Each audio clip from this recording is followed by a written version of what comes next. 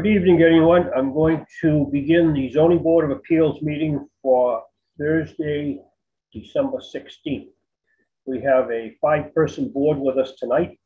The members that are going to be present for this evening's meeting is member Steve Lianis, Fire Chief Brian Nardelli, James Sweeney, Orlando Spinola, and myself, Chair Kenneth Galligan.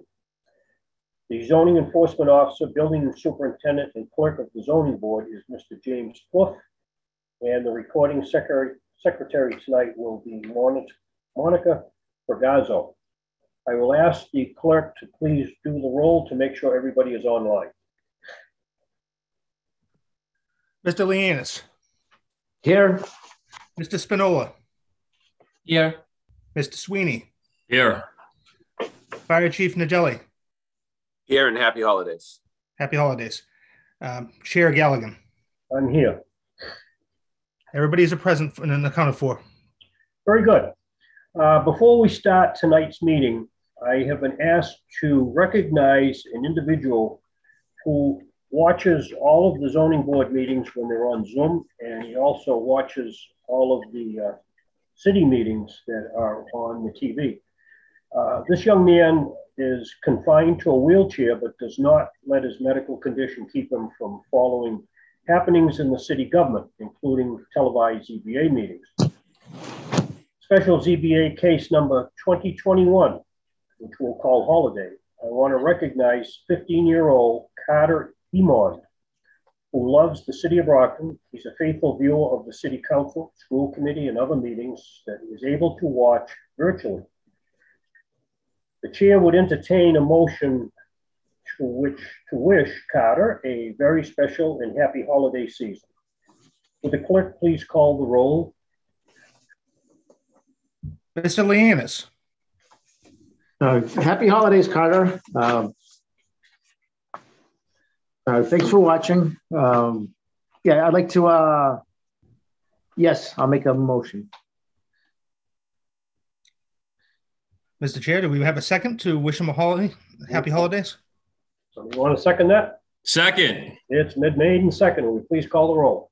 Excellent. Mr. Lianis. Yes. Mr. Spinola. Yes. Happy holidays. Mr. Sweeney. Yes, Carter. Happy holidays. Very much approved. Yes. Chief Nardelli. Yes, happy holidays, Carter. Thank you for joining us. And Chair, before I go to you to get the 5th vote, I want to say as a non-voting member, I want to wish him a very happy holidays. And Chair, your vote. Yeah, happy holidays, Carter. Glad to have you on board. I hope you enjoy the meeting tonight. All right, Mr. Chair, business. Mr. Chair, I just wanted to announce that that's a 5 in the affirmative for happy holidays and a 0 in the negative. I would expect nothing less. All right, back to business. I would ask that all participants that are going to be participating in tonight's hearing, if you would shut off or silence any of your electronic devices. It's very discerning when we hear a phone ringing or a radio or TV playing in the background. Prior to the start of tonight's hearing, I will give anyone an opportunity that wants to withdraw from tonight's hearing. So I will ask now, is there anyone here that wants to withdraw before we start the meeting?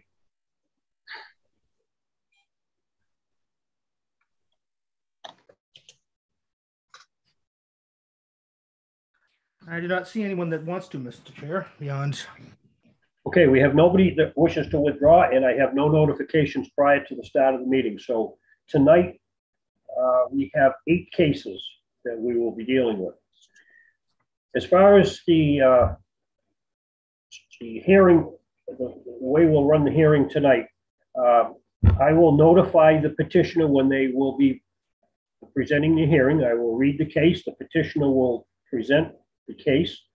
Once the petitioner has finished presenting the case, I will then ask the board members if they have any questions of any of the information that has just been brought forth by the petitioner.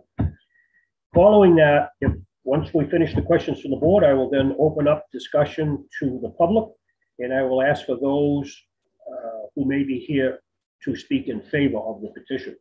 When that is concluded, I will close that portion and ask if there is anyone here that wants to speak in opposition. When that portion is finished, I will then ask if there are any elected officials that want to comment on or be heard on the case. At that point, I then will close the public hearing. I will open it up for deliberations from the board members. Now, at this point, any discussion is only between the board members. There is no further discussion from the general public. Once the board has finished their deliberations, a board member will make a motion to grant, and if somebody seconds that, we will call for a vote. If the vote is 5 members in the affirmative and none in the negative, the petition will be granted. If the vote is 4 in the affirmative and 1 in the negative, the petition will be granted. Anything less than 4 votes in the affirmative, the petition will not be granted.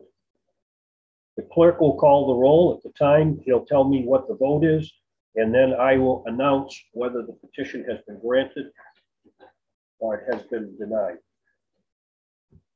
So that's how the meeting will run.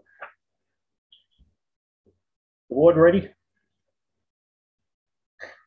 The first case before us tonight is case number 21-110, the petition of David Cruz, Cruz Properties LLC, 120 Torrey Street, Brockton, Mass, for a variance from section 27.9, 27.13, 27.13A, and 27.14 to divide an existing parcel of land into 2 lots, with lot 1 to contain the existing dwelling and lot 2 for the proposed dwelling in an R1C zone located at 49 Keswick Road.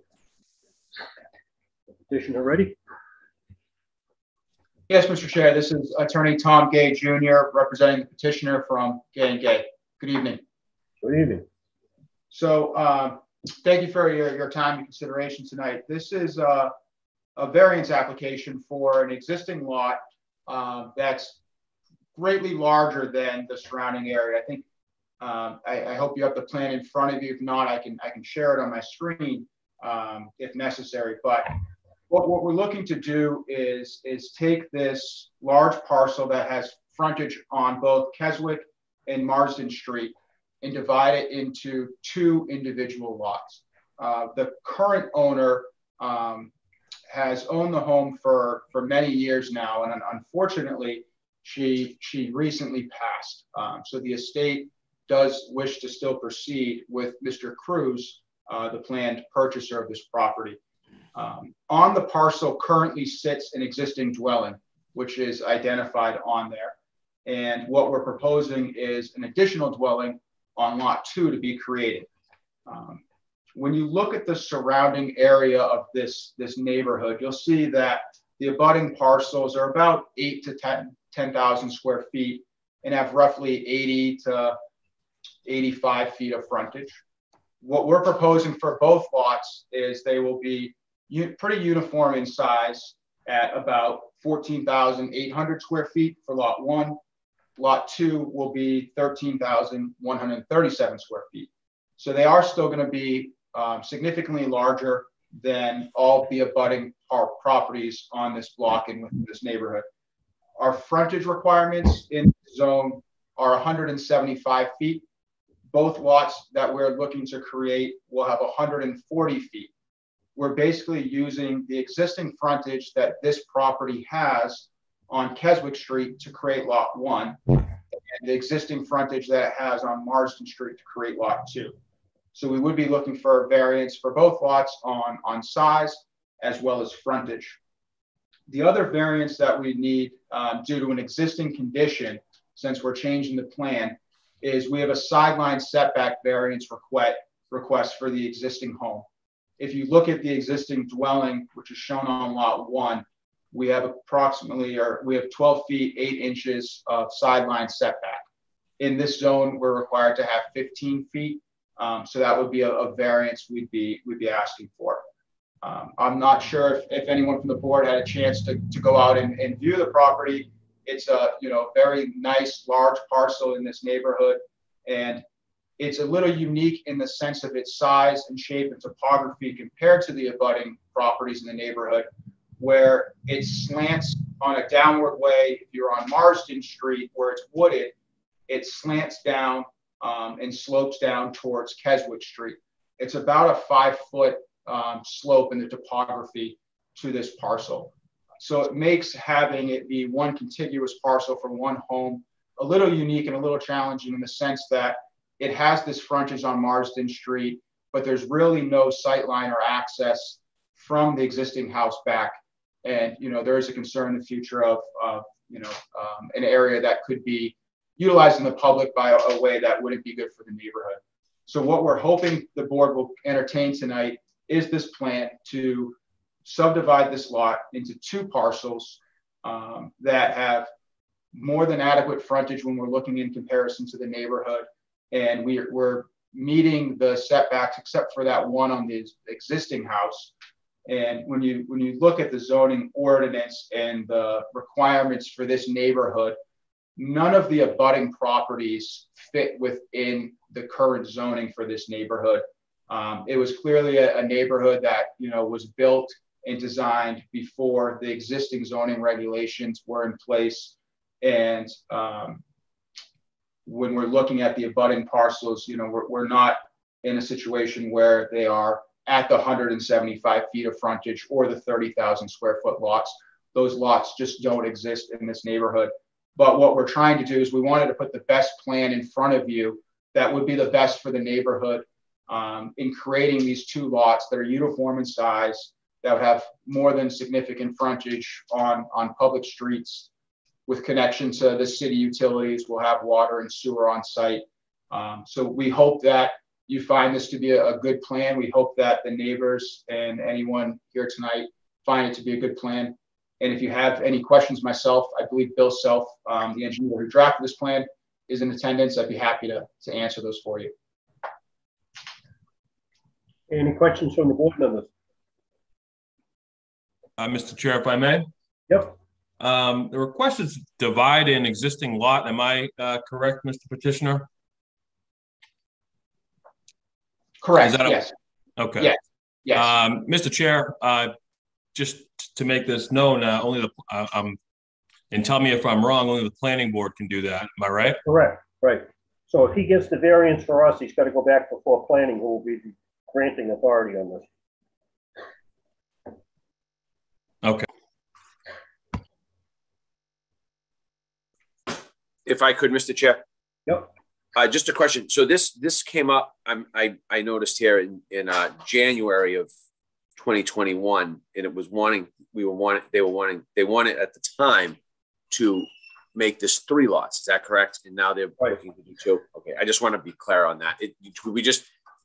Obviously it was denied at that point, which I can see in my paperwork. And this is kind of the rebrand of what you were trying to accomplish before, but less. Correct. Yeah, we took that feedback from that previous meeting and went back to the drawing board and really looked at, what's the best plan for the neighborhood, and took your considerations, the previous board's considerations into play. And, I think we came back with a much more acceptable plan for you to consider tonight. So the original plan had a problem with rear yard setback for the house at number 49, and there was 2 that were proposed on Marsden. So they've run this, and actually it looks like the proposed dwelling has all the setbacks that it needs. And where they have positioned this house, it's going to have a bigger side yard really than a backyard. And correct. Yes. So we try to accommodate all the setbacks and set up an area so we have sufficient parking and yard space for the new dwelling as well as the existing dwelling. There is one variance on the existing dwelling on a sideline setback at 12 feet 8 inches instead of 15 feet. It is an existing condition, as obviously it's an existing home. And when you're looking at the line that divides lot 1 and lot 2, the reason we didn't have a straight line across is so that we could have a little more backyard for the proposed dwelling and a little more backyard for the existing dwelling, and not get into variance requests as the previous plan had for the rears of those homes. So the little jet in the plan accomplishes that and really sets up these 2 parcels to be nice residential dwelling parcels in this neighborhood. How many bedrooms in this proposed house?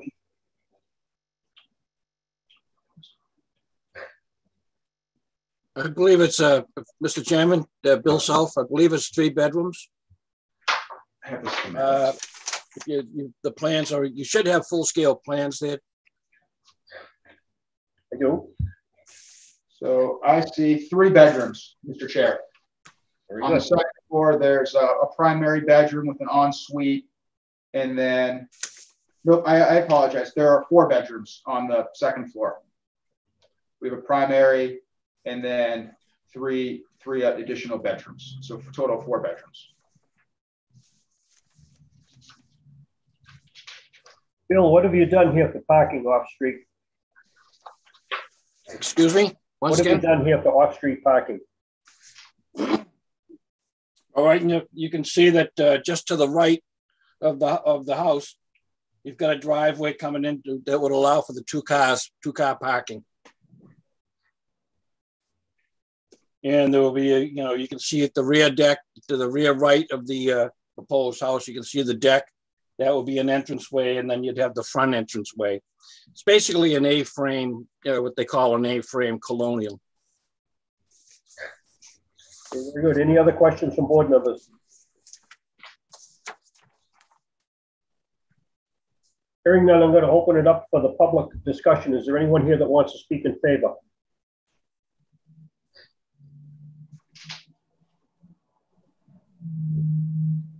I see no hands raised, Mr. Chair. I'm going to close that portion of the hearing. Is there anyone here that wants to speak in opposition? Again, I see no hands raised, Mr. Chair. I'm going to close that portion of the hearing. Is there any elected official that wants to be heard on the issue?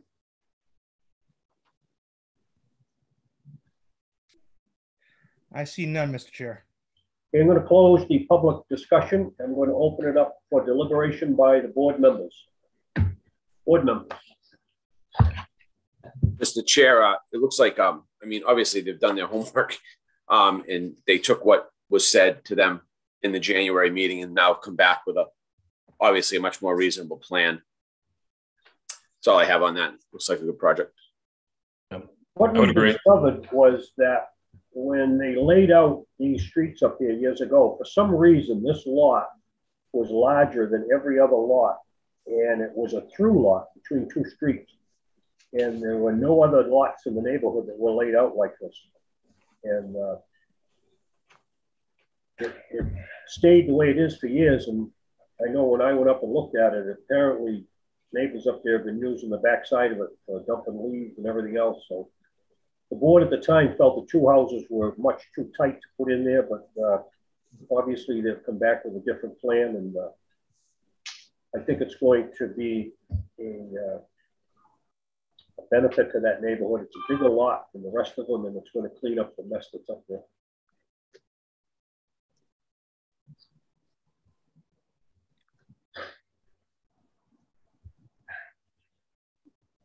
So if there's any further discussion, somebody want to entertain a motion? Entertain a motion to approve. Second. Motion's been made and seconded to approve. Will the clerk call the roll? Mr. Leanis. Yes. Mr. Spinola. Yes. Mr. Sweeney. Yes. Chief Nardelli. Yes. Chair Galligan. Yes. Mr. Chair, that's 5 in the affirmative, 0 in the negative. Okay, the vote is 5 in the affirmative, none in the negative. The petition is granted. Thank you, Mr. Chair. I appreciate your time. Have a wonderful evening. Happy holiday and Happy New Year. Okay, same to you. Good job. Thank you. Thank you, Chief. Thank you. Next petition is 21-111, the petition of Guiles George Injo, 30 Palmer Street, Brockton, Mass, for permission to construct a garage and a master bedroom in an R1C zone located at 30 Palmer Street. Is the petitioner here? Mr. Chair, I believe, who's the petitioner again, please? Is the clerk? That's Guiles? Yes. Yeah, he's just signing on now. He's just figured it out. Okay, we'll wait a minute for him. Guiles, I see you're online. You have to activate your microphone and camera.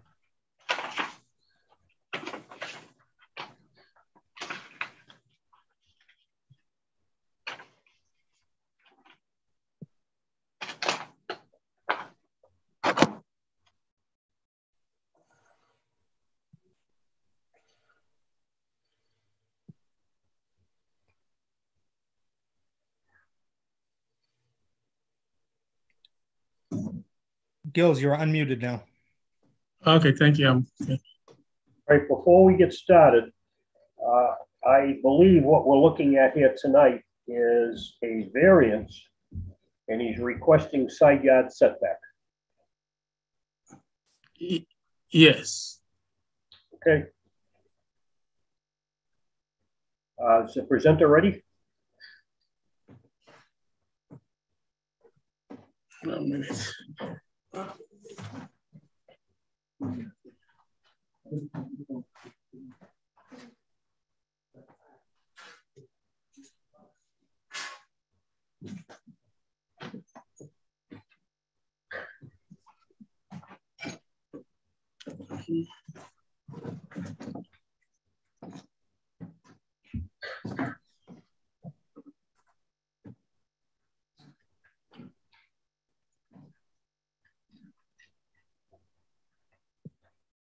Mr. Angel, Yes. you are ready to present? I have to present. I don't know the procedure. Yeah, I am trying to. All right, what you need to do is tell the board why you are before us. What are you trying to do? Yeah, I am trying to do an extension to add a master bedroom at the site of my house, where I have a porch presently. And right now, it's my when I do the porch, I want to increase this more than the size of the porch. It's going to go a little bit more than the required city standard, which is 15 feet from my property line. So I'm trying to go a little bit more than to make it the distance. If I finally do the job, will be about 7 feet from the property line. So I'm asking the board to please give me a variance so I can carry out the project. I'm going to put a garage on the floor, on the ground floor, and a room, a master bedroom on the top floor. Okay, so you are asking for a variance, and Yes. with a variance, you need to tell the board what the hardship is. Why is it that this structure has to be placed where it is? Is there something about the land, about the shape of the land, the slope? Tell us what your hardship is on this.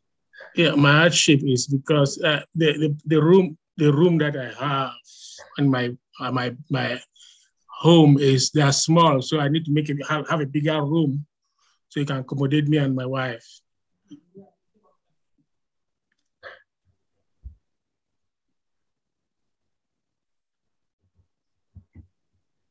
And the best position that I can put is on the side where they have the porch now. Okay. Your plan says that the proposed room that you want to build is going to be a little over 7 to about 8 feet from the property line. Yes. And the house that's next to you on the left, looking at your property, that house is about 8 feet from the property line. Yes. So this proposed addition between your house and the house next door would be about 16 feet, 15, 16 feet. Yes. Correct? Yes. Can you explain to me what the structure is that's on the right side of the house? The structure on the right side, you mean presently? Yes. You mean on the other, that's the opposite side, right? On the right-hand side, yes. Yeah, on this, it's have a shed and then the fence. That's a shed that's in there? Yes. Okay. So I just want to make a comment that that shed is not supposed to be in there because you've got to be a minimum of 5 feet from the property line. You need to be a minimum of 10 feet from the house. So that shed where it's structured, that located right now, is a problem. So, but that can be moved if it's a shed. I think you can remove it anyway along the property if there's a problem. okay, board members, any questions? I have a question here. So the size of the garage, is that about 400 square feet, 416? Say that again. 1 minute, please. Let me just grab the plan. of me.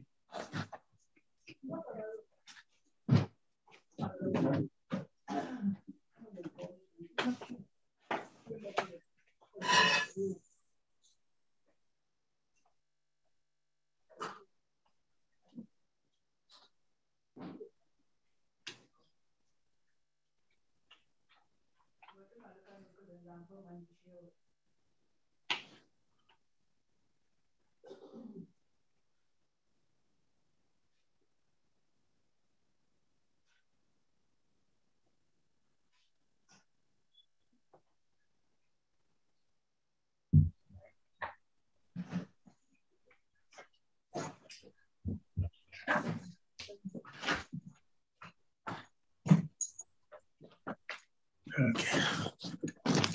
Yeah. Sorry, what was the question again? So the square footage of the proposed garage, Yeah. I have it at 416 square feet. Yeah, that's 26 by 16. Yeah. And the current square footage of the house is what, 768 square feet? Is that correct? Yes. Okay, yeah, because that's too large, the garage. That's more than 50% of the house. No, hold on. What we can look at here is this is an addition onto the main house. This is not a freestanding garage. This would be an addition to the house. Yeah, it's going to be an addition to the house. The present house now is, yeah, about 1,700 square feet, and then I'm going to add 26 by 16. Yes, that's more than 50% of the current square footage of the house? No.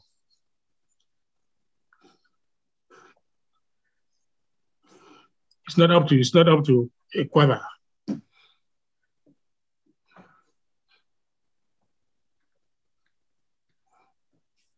It's about it's not up to a quarter of the present square feet.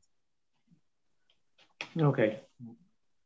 Is there any reason why this proposed addition cannot be placed somewhere else on the house other than where you're proposing to put it right now? Yes, on the back, if I put it on the back, I'm going to close several existing windows of the rooms that are inside. So that's the only position that I'm going to be able not to block some other windows. All right, any other questions from board members? Mr. Chairman, how does he plan on gaining access to that addition? Is that you're saying that, if I understand correctly, there's going to be a master bedroom, what would be above the garage? Yes. How are you going to gain access to that property, into the actual master bedroom? Yeah, I can from the existing building at the second floor. There's going to be a door where there is a window now. Okay. There's a window now facing outside on the hallway. There'll be a door there to get into the room, and then there's also an external steps outside to get into the room too. Okay. All right. Thank you. Mr. Chair, I just want a clarification on what's going to be the distance between the garage and the fence or the property line of his neighbor. It's going to be 8.2 feet in the front and 7.7 in the back. See the two numbers on the left there? Okay, thank you. Mr. Spinola, I actually understand, because it doesn't show the distance. It actually shows it on the side. So it's hard to tell what those numbers represented. That represents the proposed addition to the lot line on the side.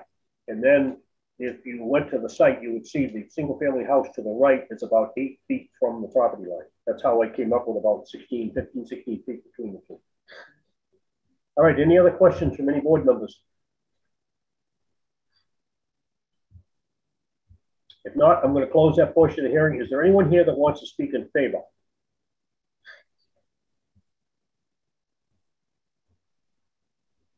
Mr. Chair, I see no hands raised. Okay, I'm going to close that portion of the hearing. Is there anyone here that wants to speak in opposition?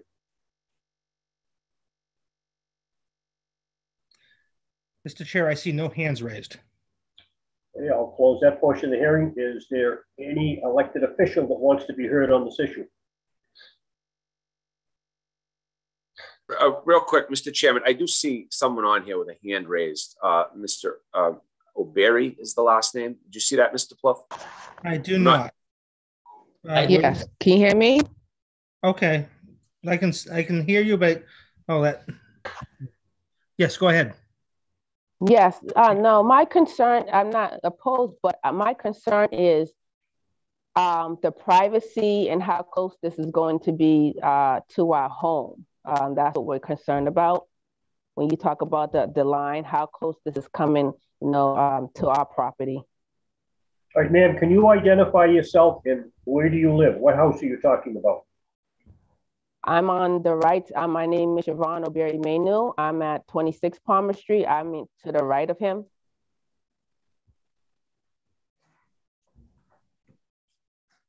To the right. Well, the plan that we have shows the addition is going to go to the left. Okay, so I must have to be to the left then, because I think the garage could only go in one side, which is where the driveway is, right? That's correct. Yes. Okay, so then yeah, that's me to the left of him. So okay. I just want to make sure how much is it coming, over our line, like if he needs an extension. That's what I'm just trying to figure out here.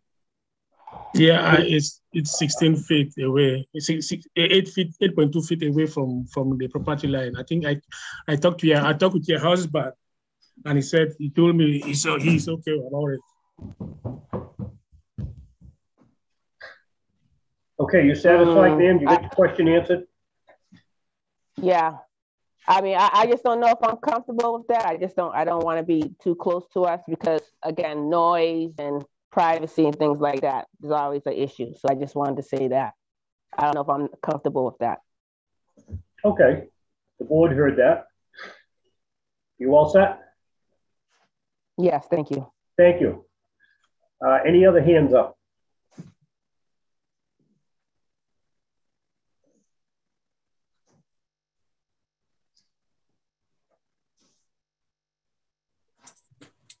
I just checked them all and I don't see any more, Mr. Chair. All right. Is there any elected official that wants to be heard on the issue?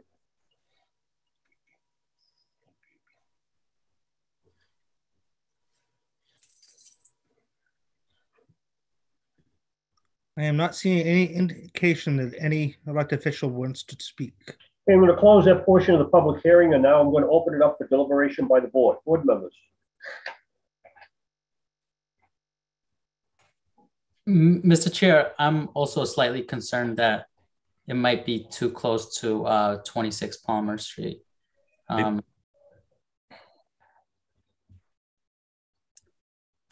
Mr. Chair, I think with the lot given. Please, if I can come in. Sorry. They are 8 feet from the property line. It's just the same like me to what I'm trying to do. So all right, sir, I just want to caution you, the public discussion is done. This is strictly for the board. We're deliberating among each other. Thank you. All right, board members. Yeah, Mr. Chair, if I could, given the current lot, there seems to be other ways to configure this without being so close to, the neighbor to ask for a variance. Well, I asked him that same question, if it could be relocated. I think the answer I got was it could be put on the back side of the house. There are other ways he could do it. Yep, and the other thing, I don't think he showed us a hardship at all here.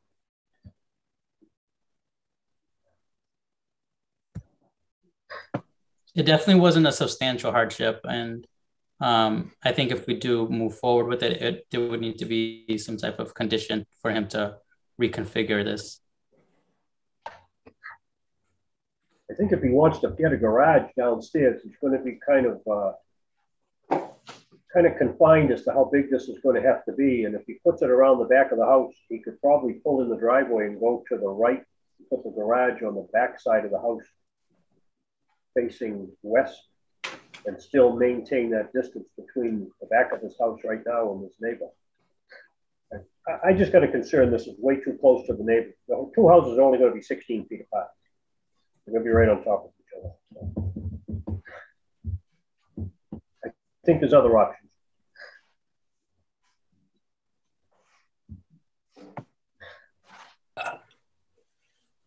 So the chair would entertain a motion if we're done with that. Motion to grant. I'll second. Motion has been made and seconded to grant the variance for the sideline setback. Will the clerk please call the roll? Mr. Leanis. No. Mr. Spinola. No. Mr. Sweeney. No. Chief Nadelli. No. Chair Galligan. No. Mr. Chair, that's 0 in the affirmative, 5 in the negative. Okay, the vote is no votes in the affirmative, 5 in the negative. The petition as presented is not granted. It's denied.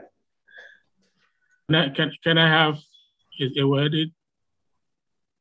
You have a question, sir? Yes, sir. Go ahead. Yeah, because I don't know why. Because if most of my neighbors, even opposite, even him, they came 8 feet to the property line.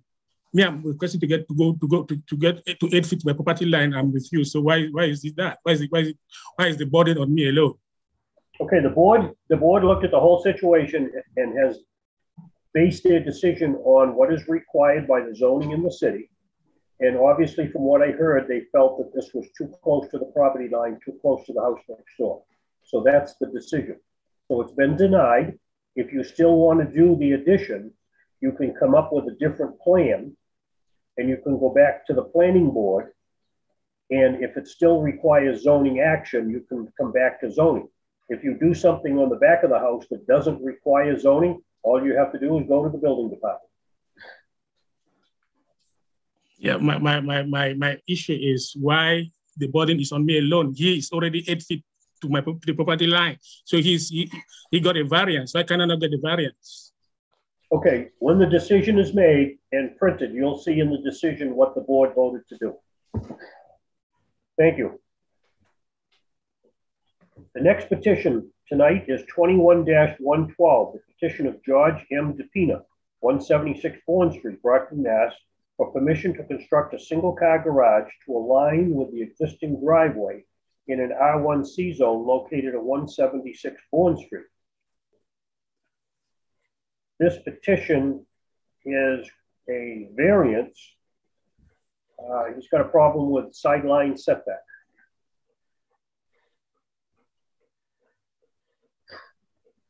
Is the petitioner ready? Yes, Mr. Chair. Okay, go ahead. You can start your presentation. Please identify yourself. Mr. Chair and fellow board members, I'm George Depena. I'm the owner of 176 Borne Street. I come to you this evening to seek relief from the side setback requirements in my zone. Reason being is to construct a 17 by 21 single car garage in order for storage purposes and for in order to house my vehicle. The reason why, or the hardship that I'm asking about, is in regards to the alignment of my driveway. If I was to maintain the 15 feet required setback, that would make the garage basically behind my house and wouldn't allow it to be accessible from the driveway they have existing now.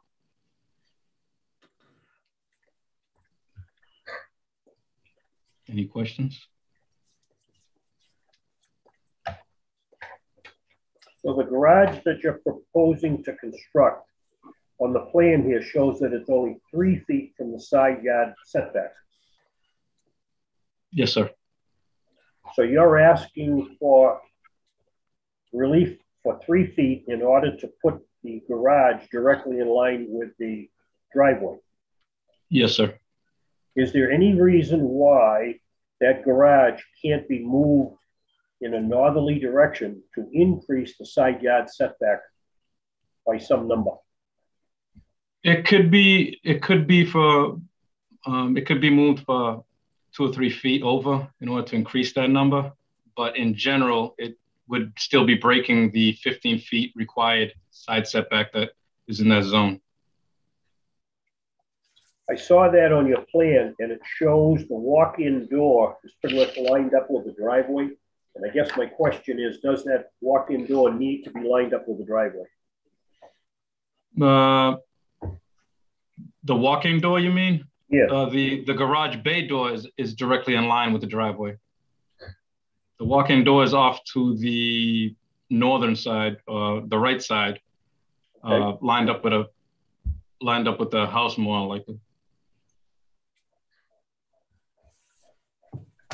All right, any other questions from board members?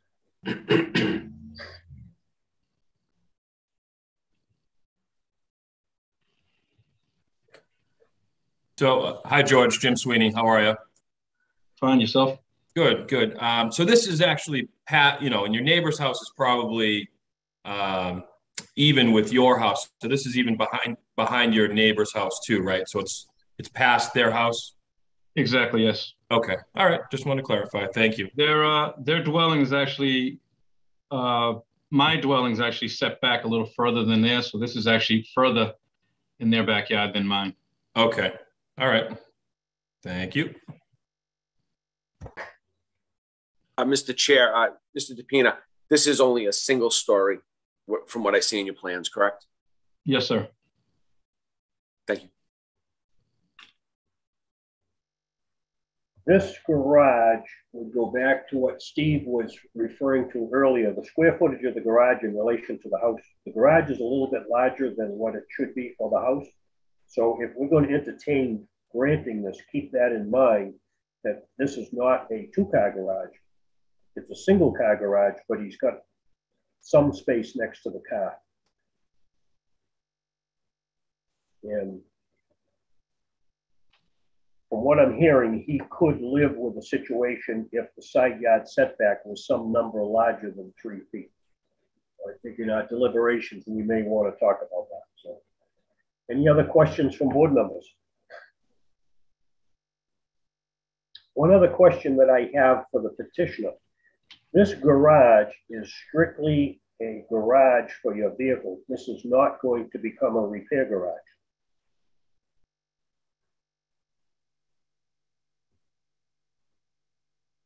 I think he's muted.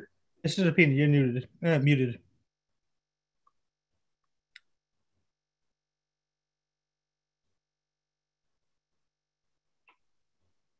Can you hear me now? I hear you loud and clear. Did you hear my question? No.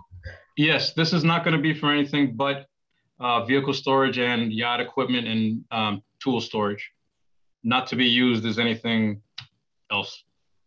Okay, very good. Board members, we all set any questions? I'm going to close that portion of the hearing. I'm going to open up the public discussion. Is there anyone here that wants to speak in favor?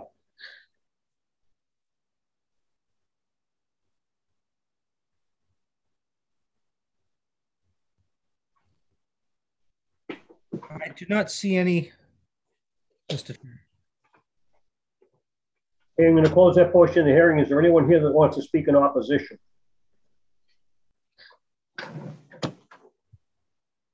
I do not see any, Mr. Chair. I'm going to close that portion of the hearing. Is there any public official that wants to be heard on the issue?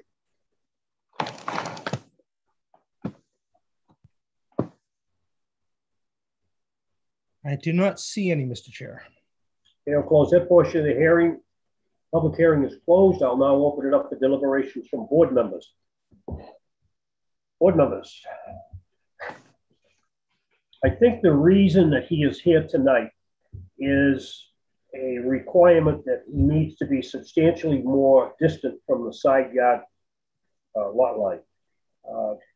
In the past, we have granted a side yard setback of 5 feet, and in zoning, there is some contradictory statements in there that down the road are going to have to be addressed. But I think what we're looking at tonight is that 3-foot setback. If we're going to allow this, either we're going to allow it with 3 feet or we're going to have to give them some other bigger number. That's how I see it anyway. I see, Mr. Chair, if I may, I see, with the question that I asked him, since it's set back off his neighbors, it's a smaller structure. I don't see as big of an issue with having to move it and have to reconfigure the entire, the entire backyard. I would be in favor. So your thought is 3 feet is sufficient? I think in this instance, where if it was snugged up against his neighbor's house, it might play a bigger factor with the safety and any potential fire.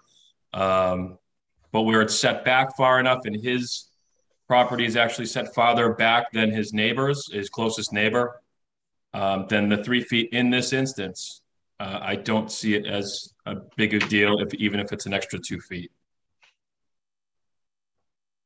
I'm going to make a suggestion that in the past, we have been pretty steadfast that these outbuildings should be no less than 5 feet from the property line. I'm going to suggest that we change that 3 feet to 5 feet.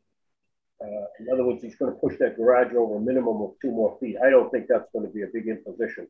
And we would be consistent in maintaining at least 5 feet from the property line. That's a suggestion I'm going to make. Yeah, I'm okay with that. I would agree with that. Okay.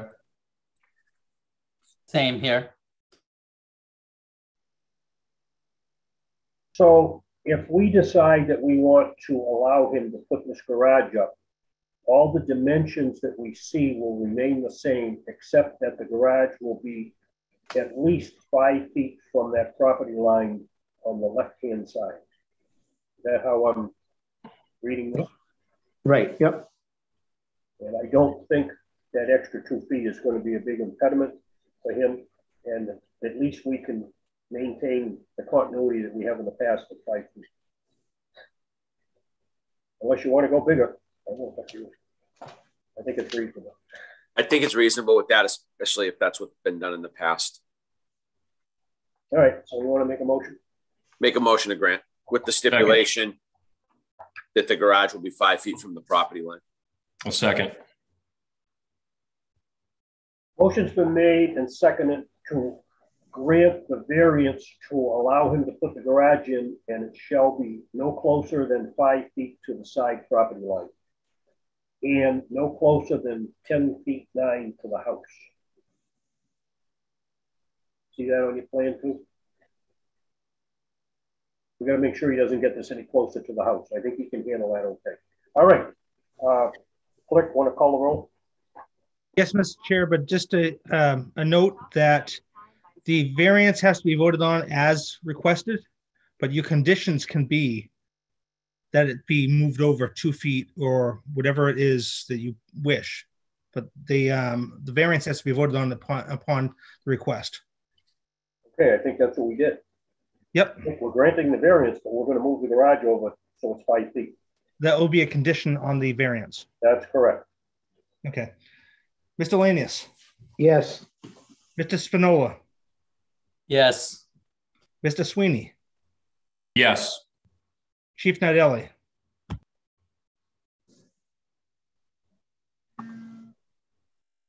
Yes, sorry. Chair Galligan. Yes. Mr. Chair, that's 5 in the affirmative, 0 in the negative. Okay, the vote is 5 in the affirmative, none in the negative. The petition as amended is granted.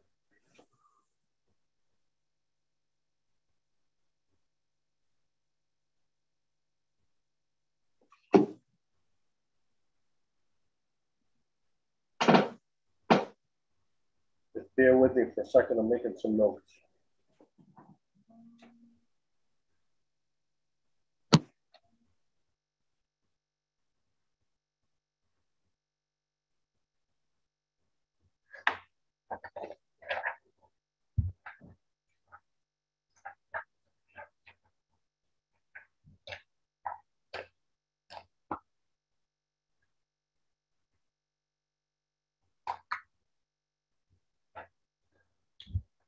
Okay, the next petition is 21-113, the petition of David and Laurie Rudzovich, 1325 Belmont Street, Brockton, Mass. For a variance from Article 6, Section 2739 and 2710 to modify a variance for relief to allow the property to operate as a residential use with 10 residential units in a C5 zone located at 484 Pleasant Street.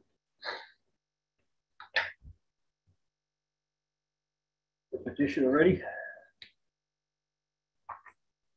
Good evening, members of the board. Attorney John McCluskey representing David and Laurie Rezovitz. With me this evening, I see Scott Faria from JK Holmgren Engineering. We're coming before the board this evening seeking a variance to add 4 residential 2-bedroom units to the existing structure. The history, some of you board members may be familiar with this property in that Attorney Philip Nesrella was before the board in March, I believe it was March of 2021 or thereabouts, before several months ago in any event. When David Carvalho, who had owned the property for many, many years, ran into some issues. It was a mixed-use residential commercial building. It's in a C5 zone. And the history is that the board allowed the conversion of this existing structure to a 6-unit residential building. The building itself is really in a very difficult shape. It needs an awful lot of work, an awful lot of money to put into the property to make it habitable and conforming with the current building codes and regulations, and aesthetically as well. This is a large parcel of land, 61,620 square feet, almost an acre and a half, has 125 feet of frontage on the street, and goes back and widens out considerably and abuts the Salisbury Brook, which on that back side of the property places it in a wetlands area. Of course, there's no intent to invade the wetlands area. Scott Faria from JK Holmgren Engineering has reviewed this and discussed with David and Laurie what needs to be done relative to complying with all of the wetlands guidelines and regulations. Initially, one of the early problems, I actually represented David Carvalho way back when, and this building was condemned. There were tenants in the building. The city of Brockton, the fire department, Board of Health came in, moved everybody out. They went to hotels under the ownership of David Carvalho, and it was in distress. In order to get it marketable, he had to come up with some residential units to make it work, because, you know, even though it's in a C5 zone, that really doesn't work well in Brockton anymore. People, especially working remotely from home, virtually, office buildings of this nature aren't that attractive anymore. So the board rightly found a reason under the ordinance to grant a variance to allow 6 residential units. David just recently, I think this week or last, received a building permit to begin work on the existing structure. He's engaged a local contractor to trench the property to secure the line for a sprinkler system. That was one of the issues with Mr. Carvalho. It was going to be cost prohibitive to put in a sprinkler system. And David and Laurie have seen their way through this and figured out a way to make it work. However, in making it work, they really need some extra units. We talked about, you know, what could fit on this property. And quite frankly, and oftentimes in going through with a client, we talk about, you know, can we put more units in, less units, and adding 4 units seemed to be the right thing. David, by the way, has experience as a landlord and an owner in Brockton. Several years ago, he bought a multifamily home at auction. Turns out it had an illegal basement apartment. It was an illegal 3. David turned it back into a legal 2, and it's a very nice looking property. I believe that's over on Ash Street today. I've received many emails from his tenants telling me that he's an excellent landlord and they're proud to live in the properties that he owns. So what we'd like to do, as you can see on the plan, we have proposed 4-unit residential addition, and there's proposed parking for 24 spaces, and all we really need under the ordinance is 20 spaces. So we have additional parking, and quite frankly, there's probably room to do even more if need be. David has begun to clean out the back of the property. I was there several months ago, and people were dumping things back there. It was just a tough situation. So this is a difficult piece of property to keep under the present circumstances. He put a dumpster in there the other day and came in and found it full of mattresses and junk from people dropping their things off in his dumpster. The hardship here is that we have a structure that it's on an unusual shape. The lot itself is of unusual shape, size, soil conditions, and topography, being abutted on the rear by the Salisbury Brook. The landscaping drops off, the elevations drop off toward the back, and but you can easily put in 4 units without really imposing upon this property. You still have a tremendous amount of open green space. There's no setback issues. To the west, there's a gas station. Immediately to the east, there's a single family home. A little further down, there's a commercial property. So there's a mixed use of properties on this street. David has engaged the services of an engineer, an architect, to come up with a nice plan. Each of the units will have decks out on the back, and it will be a nice addition. It will flow well with this existing structure. And he's going to turn this into a very, very nice residential piece of property that will be a significant improvement in this area, and in particular with this property. So in general, the hardship is that the financial aspect of it makes it almost a requirement to add a few more units. David isn't being too aggressive with the number of units. 10 units in all fit nicely on this property. It's staggered, as you can see. So it meets the eye very well, and plenty of parking. And David keeps his properties up very nicely. Some of you may know David is my law partner, and we got together 5 or 6 years ago with his brother Andy and practice over here on the west side of Brockton.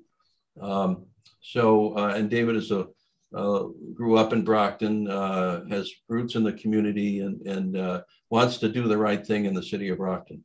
So with that, I would respectfully request that the board grant a variance to add 4 additional units, essentially modifying the variance that was granted several months ago. Hey, board members, any questions? Yeah, Mr. Chair, if I may. Hi, Mr. McCleskey.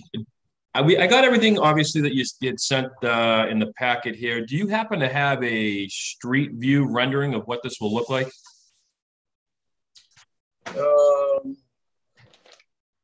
Well, I have some, there are renderings from the architect.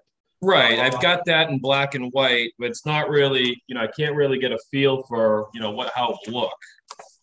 Well, I can tell you, from the street, it's interesting. The building, as you can see, is sort of staggered. So you're actually probably not going to see much of this addition from the street, because as you can see, it's over to the east quite a bit. There's only a portion of the, I'll say 3/4 of it, that you could, if you were looking straight back, certainly coming from the west, you're hardly going to see this addition. Coming from the east, you're going to have to turn sharply to look back and see the addition. So yeah. I don't have a rendering from the street to give you that straight answer, and also what it would look like. I think you're not going to see much here other than. If I could, Mr. Sweeney, I think Scott Farrier, Holmgren Engineering folks, I think the best view would be sheet 1.001. Not exactly a street view, but it's kind of a view if you were coming down Pleasant Street in a westerly direction, heading towards the highway. of course, it's assuming you wouldn't have any obstructions from the abutting properties. That's really the best view that the architect gave us. But as Attorney McCluskey said, if you were standing right in front of the property, looking square at the house, looking to the left, you would see all the houses staggered as they're laid out. But I think that one view is probably the best view that we have, sir. Okay. All right. Thank you very much. Thank you. Mr. Chair. Yes. My question is if all of these properties are connected, or how much space there's in between them. They are connected. They really have to be, in the sense that I think for the sprinkler system to be installed most efficiently, you want to have one sprinkler system, and so they're connected throughout the buildings. Am I right on that, Scott? Yeah, there are no common hallways or common areas, but the building itself is all connected. Everybody has their own entrance, two means of entrance and egress. So looking at this chart on 1002 through my spyglasses here, it appears to me that this addition is a standalone building that is going to be constructed behind the barn. The only connection looks like it would be a cellarway going between the two buildings. Yeah, there's no hallway going. Though it is standalone in the sense that you can't go from those units to the front of the building because you have all of, as Scott says, they're each independent units right, with ingress and egress out to the parking lot, and there's no common hallways. Okay, the other comment that I would like to make, and I've made this a number of times, is that these charts that have been provided to the board, they're on 8.5 by 11 pieces of paper. The printing is so small that you can't read it, and there are no dimensions that show room sizes or dimension of this building. I'm very disappointed in that.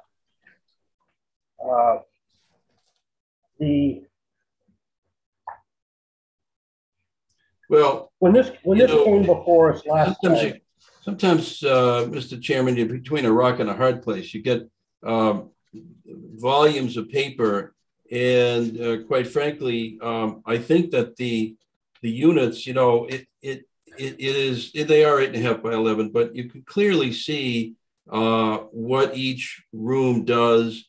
You have where the bedrooms are, where the bathrooms are, so that without getting into the minutiae of the detail, it's pretty clear that I'm looking at Unit 9, for example. You've got the first floor, living room, dining room, kitchen, bedroom entry. That's okay. I'm just making a comment that these aren't construction plans, so we want to do our best to give the board plans without inundating you with volumes and volumes of paper, and I think that we've done a good job on that. All right. So just to enlighten the board on this, when this came before us last time, this house and barn used to be a house and a barn. Then the barn was converted into a commercial use that went away, and then some real estate went in there, and then that went away, and then some dwellings were built inside the barn and the house. And they were not up to code, and they were ordered to get everybody out of the house. So then they came before us to get these apartments for the house and the barn. The question at the time was the use of this property as a commercial venture, which would be the C5. There didn't seem to be too much of a demand for that type of usage. So the board at the time allowed a variance to be granted to use the house and the barn for 6 apartments. Is that correct? That's correct. That's right, 6. Now, the other thing to consider here is that the C5 zone extends parallel with Pleasant Street, probably about 100 feet south of Pleasant Street. And the dividing line pretty much goes right through the barn, which is the existing residential building number 484. So this particular building that they're looking to do tonight really is sitting in an R1C zone. It's not in a C5 zone. It's a standalone building and it's in an R1C zone. And I just want to make sure we understand the history of how it got to where it is today. So they were granted a variance to convert the original house that goes back to the late 1800s in the barn in the 1800s, to convert that into housing. And the board agreed at the time that that was a good use for those two properties. And what they're doing tonight is they want to add 4 additional units in a separate building that would be on that plot that would be connected, I guess, by what I see here is probably at cellar level. I went up there and took a look at this thing. I was up there actually today, and I was shocked at what I saw out in the backyard. It's an absolute dump out in the backyard. And I don't know if that's illegal dumping or whatever happened up there, Mr. McCluskey, but man, what a mess somebody has made. Well, that's the way we purchased it. It's in tough shape. And it's funny, I went back there a couple of times when David owned it, David Carvalho, and I could see that people were using this as a dumping ground. You'd come back, it can't be seen from the street. And that's the problem that he's faced. As I mentioned to you, he put a dumpster out there to get underway with construction and came back a couple of days later and it's full of other people's trash. Yeah, this is a work in progress. It's very hard to police these things as, when they're under construction or before construction. And David Rezovitz has worked hard getting a contractor lined up for the sprinkler situation, and we now have a building permit. So I think that, and he is going to get underway and has started. And as I say, this is a guy who takes pride in his properties. When he gets them completed, he keeps them up nicely. There's they're well landscaped.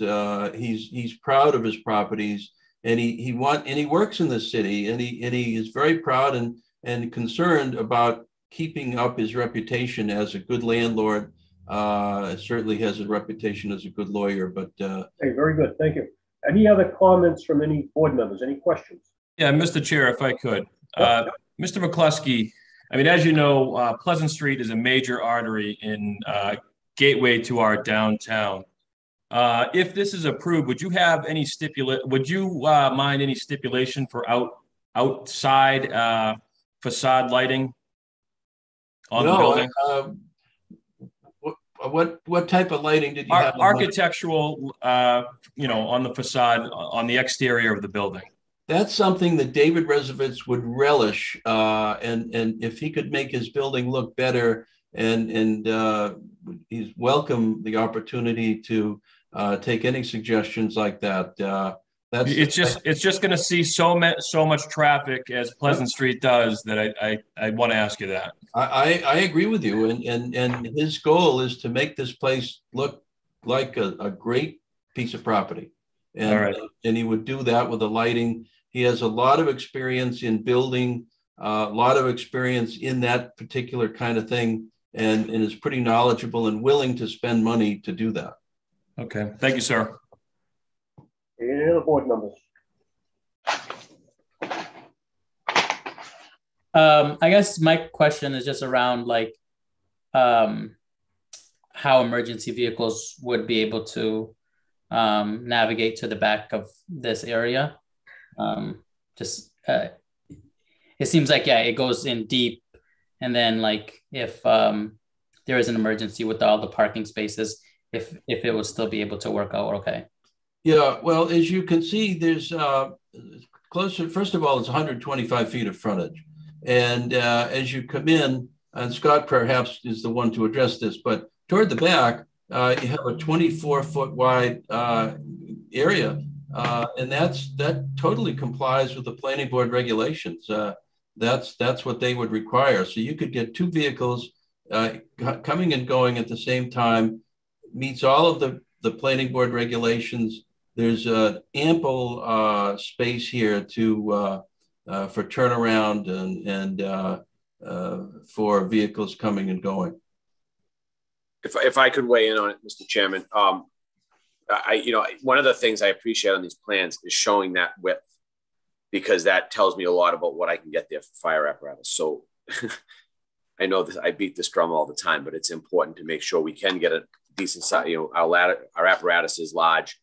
Ambulance would not be an issue back there or anything either. So, I mean, there's plenty of this around the city already, where we have to move apparatus and maneuver it into tighter spots. But some of these things, it's again, the hardship with the topography of the land. They weren't going to do much with that anyway. So I feel as the fire chief, I would be comfortable with that. Thank you. Hey, board members all set? Going to close that portion of the hearing. Is there anyone here that wants to speak in favor?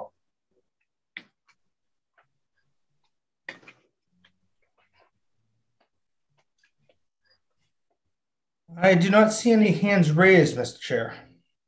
Okay, I'll close that portion of the hearing. Is there anyone here that wants to speak in opposition?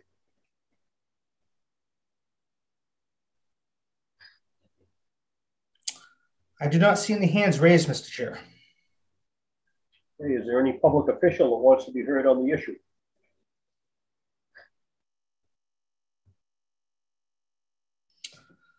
Again, I do not see any hands raised, Mr. Chair. Okay, I'm going to close that portion of the hearing. The public hearing is closed. I will now open it up to deliberations from the board members. Board members. Mr. Chairman, I think just one of the things I have to say, I would agree with you, and I don't. That truly used to be a beautiful building years ago when it was used for some commercial use, but it has come off into a real state of disrepair. And I would agree with board member Sweeney in that this is a piece of property that, Pleasant Street, Belmont Street on the west side, Crescent Street, Center Street on the east side coming into the city. We need to showcase the city. And if this is going to be brought up to a better standard in that area, that would be really something that I'd like to see. Adding the architectural lighting, like Mr. Sweeney said, I think would really help that.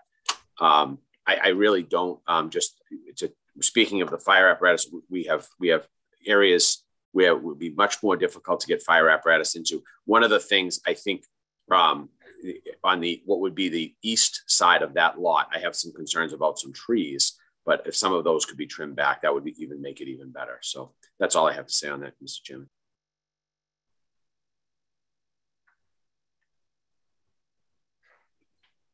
Just keep in mind that what we're looking at here tonight is a unit that will have 12 additional bedrooms, and the units themselves, this building will be located in an R1C zone.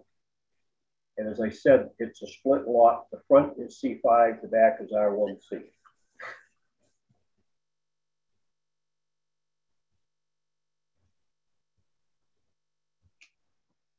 I thought at the time when we put together the plans for the front of the building, the house, and the barn, it was a good plan. I'm concerned about what we're doing here tonight on this second half of this plan.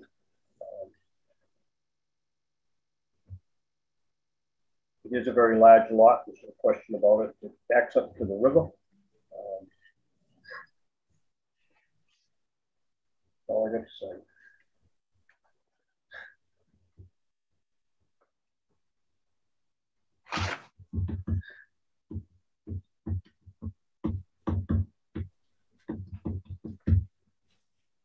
Well, if there's no other comment, the chair would entertain a motion. Motion to grant. Motion to grant with light stipulation. Second.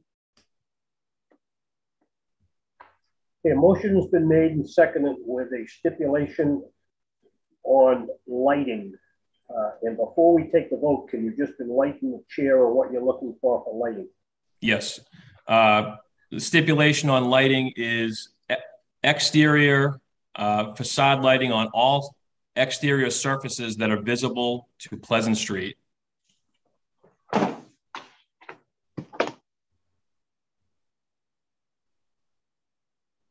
Up or down lighting. So it does not spill over onto any adjacent properties. Correct. All right, so motion has been made and seconded with that stipulation. Will the clerk please call the roll? Mr. Landis. Yes. Mr. Spinola. Yes. Mr. Sweeney. Yes. Chief Nadelli. Yes. Chair Galligan. No. Mr. Chair, that's 4 in the affirmative, 1 in the negative. The vote is 4 in the affirmative, 1 in the negative. The petition is granted. Thank you, members. Good luck. Thank you, folks.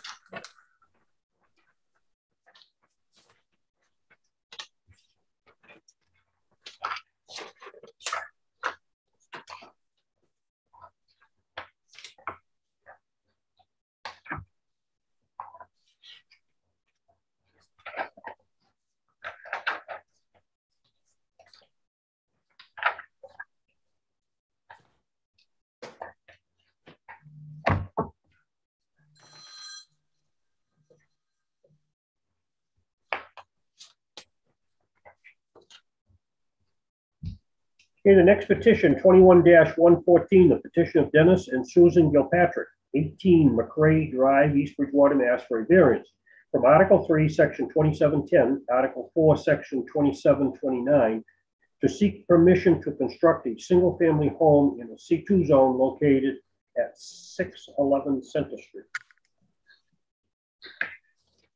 Good evening, members of the board. Again, Attorney John McCluskey, representing the petitioners, Dennis Gilpatrick and Mrs. Gilpatrick, Dennis and Susan Gilpatrick, I apologize. We're coming before the board this evening seeking to divide a lot in a C2 zone into 2 lots, Lot A and Lot B, as shown on the plan. And asking this board for a variance to allow residential, to create the lot and to allow residential in a C2 zone. We're also seeking for a waiver or relief from the side yard setback in a C2 zone that abuts an existing residential zone.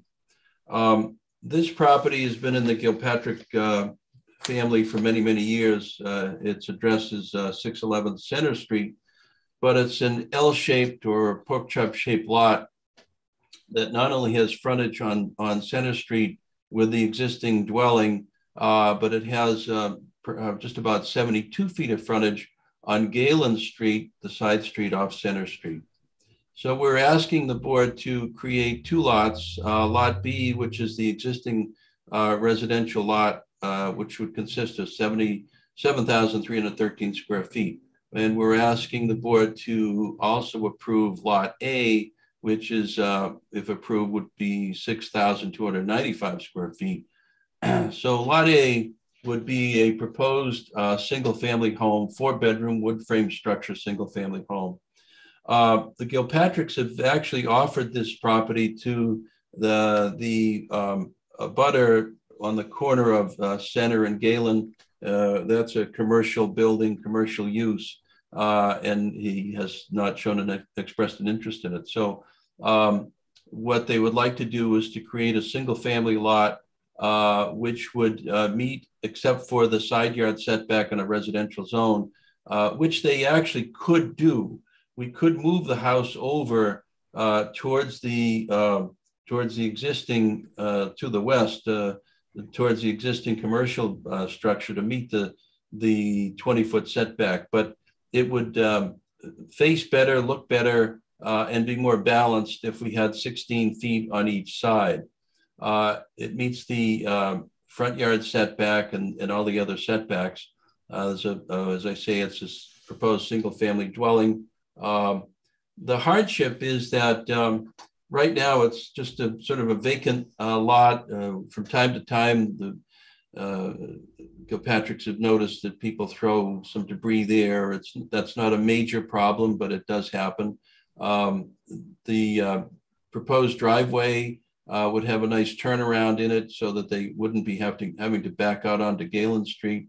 There's a single car garage attached to the home. And basically the hardship is that there are residential uses in that general area, and it's in a C2 zone, and you're limited to the commercial use. So what they would like to do is to split the lot. I think that the way they've done this, it doesn't impose any interference with any of the rest of the neighborhood. It fits in well, and basically fairly simple project. And we would respectfully request that you approve this request.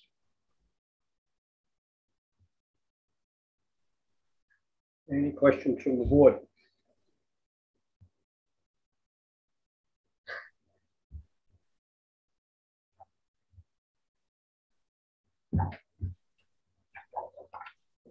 You're going to have to ask for relief from 2714, which is a through lot. This is a through lot between two streets.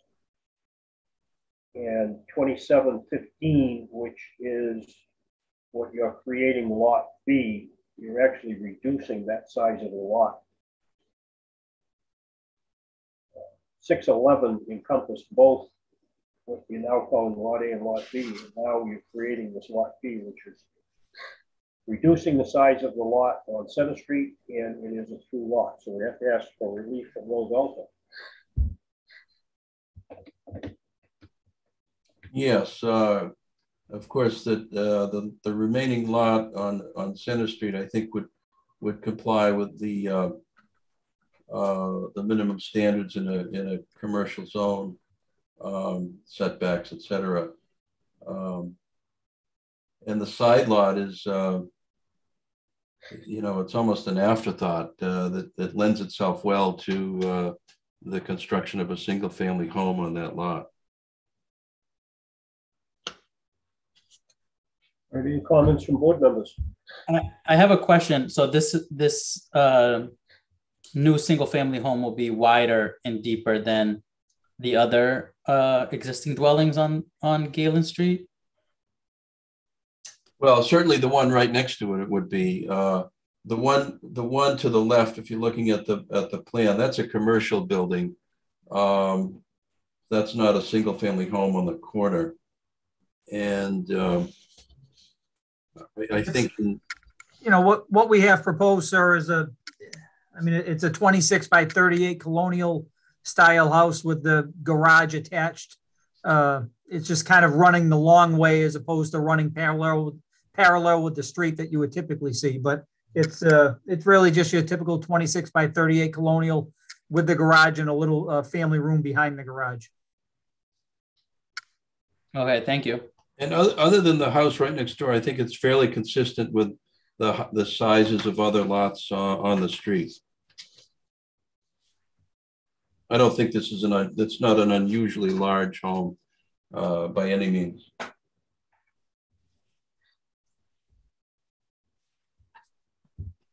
Is there any reason why the petitioner never even submitted a picture of what this house is going to look like?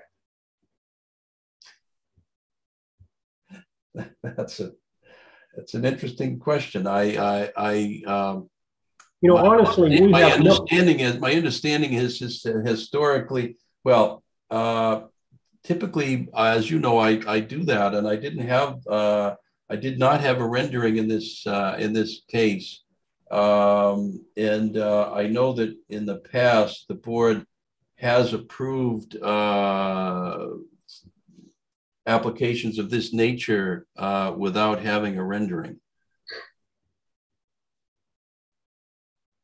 So when I look at this plan, 40 feet across the back, is that 40 feet going to be 2 stories high across the back? Yeah, it would be a 2-story. Yes. Yes. Yep. So basically this building is going to be 38 feet by 40 feet, and within that footprint is going to be a garage on the first floor. Yes, that is correct. Within the footprint will be a garage. Okay, any other questions from the board members? I don't think there'll be well, I don't know. I don't know what'll be over the garage. I guess, yeah, I guess if I could, Mr. Chair, they will have to come see us on the planning board for site approval, just to speak to the picture of the structure.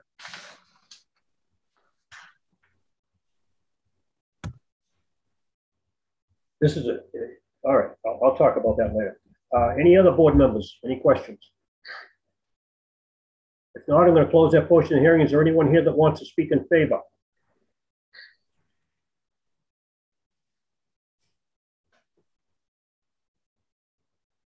There are no hands raised, Mr. Chair. Okay, I'll close that portion of the hearing. Is there anyone who wants to speak in opposition? I do not see any hands raised, Mr. Chair.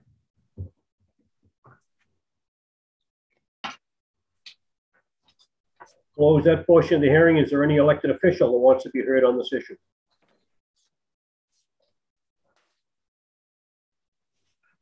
Not again, Mr. Chair. Okay, I'm going to close that portion of the hearing. The public discussion is closed. I'm now going to open it up for deliberation by the board members. Board members. Yeah, if I could add, I mean, I'm very familiar with the street. I've sold some of the neighbors their properties there.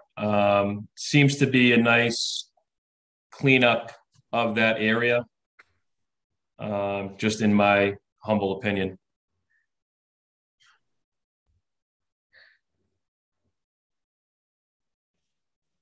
All right, I'll make a comment on this, that this building, this proposed building is 40 feet wide, it's 38 feet deep.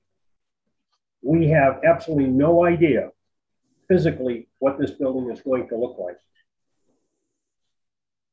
This style building with a 40-foot width to it is the type of building that would fit on probably a 125-foot frontage lot that would see in probably a new subdivision type of layout. This lot is only 72 feet wide. I'm very, very concerned that this width of this building and the bulk of this building is way too large for this property. This property probably will never be built as commercial. The best use of this is residential, I believe. And the commercial residential line runs down the property lines south of Center Street. And we've run into the situation on several of these zoning issues we've had on the south side of Center Street. So this lot falls into a commercial use. If it was used commercially, it probably would be detrimental to the neighborhood. So probably the best use is residential. I am very, very disappointed that I cannot grasp how big this house is going to be sitting on this particular lot. I don't know what this house is going to look like. My personal opinion is I think it's very, very large, 40 feet wide on a 72-foot lot. We've seen other designs of houses where the houses have been constructed long and narrow on a 72-foot lot. My concern is the bulk of the house. Could I make a suggested stipulation, Mr. Chairman? Well, you know, I'll let you speak for 1 minute, but truly this section has been closed, but I'll defer it to you. I understand that the board likes to see the plan approved that's submitted, but I see tonight, and I guess that it's not unusual then, we would stipulate to a footprint smaller than that, that would make it work if that was amenable to the board. I don't think we can change what is in front of us. There's ways that can be handled. You just did on the Depena case. What did we do? You changed it from 3 feet to 5 feet. Sure, we could do that. That's just a garage setback. That's not a big issue. It's the same anyway, Anyway, that's my concern, is the bulk of the house. I wish I had seen a picture of the house to see what it would look like on that lot. It's only one vote. Any other board members, any comments? If I can, to speak to the size, I guess, with it being what it is, it does abut commercial. People, residents aren't going to be there overnight in terms of size. So like public safety and all that. So just to add.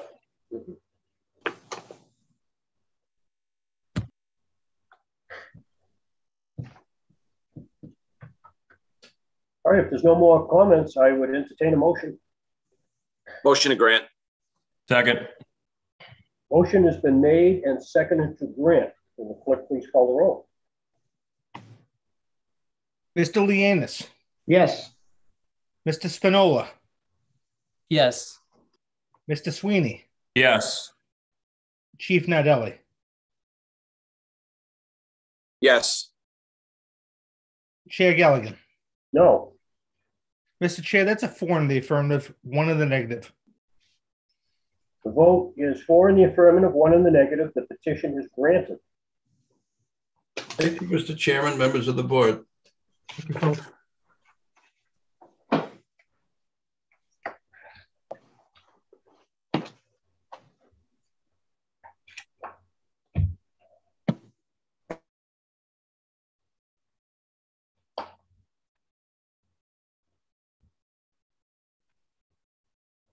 All right, the next petition, 21-116, the petition of Medication Coordination Pharmacy, LLC, 20 Copper Beach Circle, West Bridgewater, Mass, for relief from Section 2749. In the alternative, Section 2748, 2733, subsection 1 and subsection 3, for the petitioner to seek a special permit to be able to process pharmacy medication. And in the alternative, he granted a variance to have a pharmacy in an I-1 zone located at 1041 Pearl Street.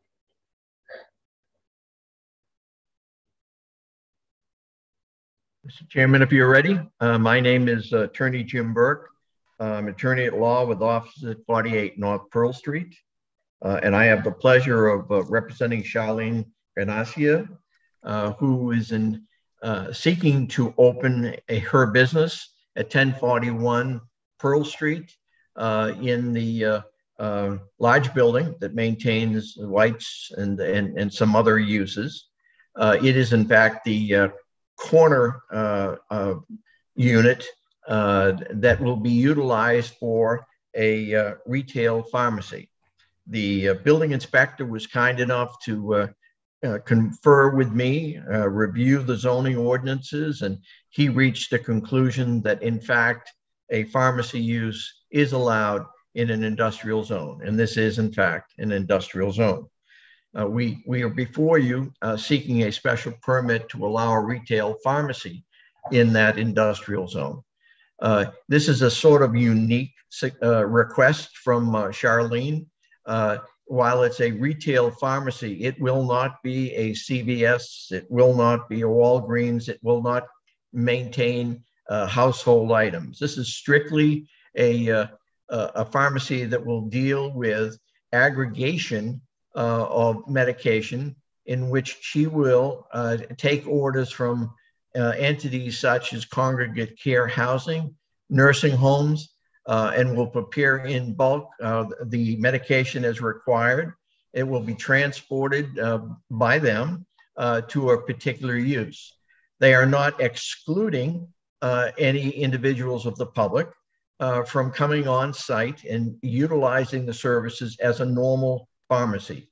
The only other items that they would sell would be items such as thermometers and other items generally related to medical use. There will be no household use at all. One of the concerns I saw when I first met with Charlene on this specific project was, is there a concern about parking? Scott Farry is here, and Scott's going to jump in and provide you his assessment from his plan. But it appears that there is, in fact, an abundance of parking that is available for this specific use, and uniquely so, because where it's located, their employees, which are going to range from about 3 probably to a maximum of 4, will park in the rear of the structure. And it's expected, as Charlene has indicated, that only 5% or so of their general business will wind up being walk-in retail. So parking, I think, just is not a problem. This is a large commercial structure. This specific unit has been vacant for a significant period of time. Charlene and her husband, Matt Albanese, who's a well-known lawyer and representative formerly of West Bridgewater, she wants to conduct her business in the city of Brockton. She wants to make it the location of her business, is excited about the prospect. I think this provides nothing but benefits to the community, and I think it will be a welcome addition. Scott, do you want to go ahead and please identify, I think, the building and parking issues? Oh, thank you, Attorney Burke. Mr. Chairman, board members, as Attorney Burke said, really the most important thing that we looked at was the parking. Everybody's been to this plaza, I'm sure, at lunchtime. It is pretty crazy and pretty busy, but with the zoning requirements, parking for both whites and Giorgios, we've tried to lay out how many spaces they're required to have and exactly where those spaces would be. Starting on the southern side of the property, the left-hand side of the property, if you were standing on Pearl Street, starting with whites basically across Pearl Street, they would get spaces 1 through 23 by zoning would be dedicated to whites. Then continuing down the road, spaces 24 through 40 would be Giorgios. And that pretty much encompasses the entire front parking area of the plaza. The spaces that we need for this particular use, we have 8 spaces that are required. We're dedicating 10 spaces. As Attorney Burke said, there's a bunch of parking out in the back that is never, ever used. Nobody goes back there except for a few employees. So the spaces numbered on the plan would be spaces numbered 41 through 50 would be dedicated to this particular pharmacy use. There is employee parking in the back for both whites and Giorgios to try to get those cars out of circulation. So there is, according to zoning and out on the site, there is plenty of parking on the property. I might add, Mr. Chairman, that while he can't be here today, Councilor Ian Erie has indicated on a number of occasions that he's extremely supportive of the proposal, knows Mr. Albanese and his wife, and thinks it's going to be a great addition to that ward. I did receive an email from him today in support of this. Excellent. Yeah, that backs up what you just said.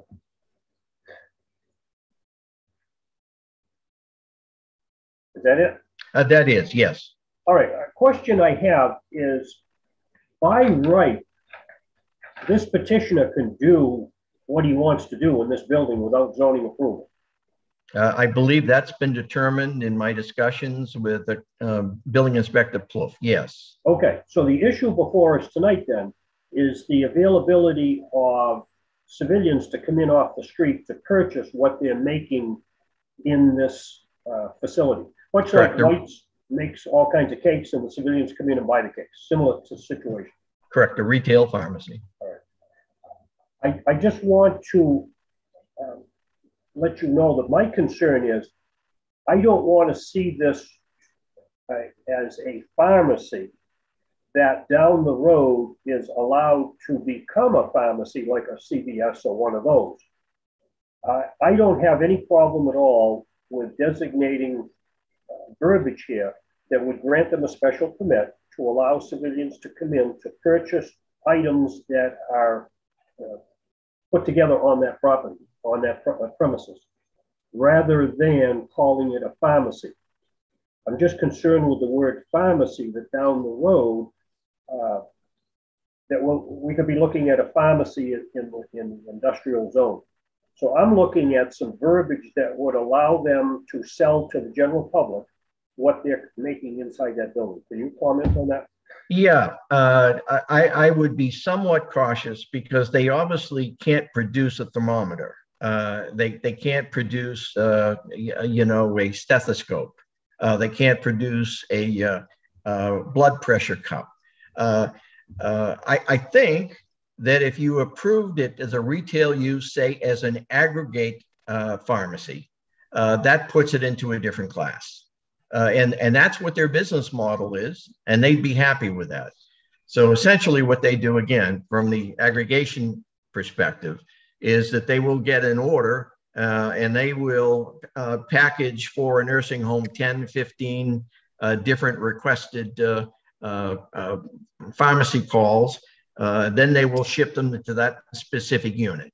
And that's a distinctly different business model than you have at CVS or Walgreens.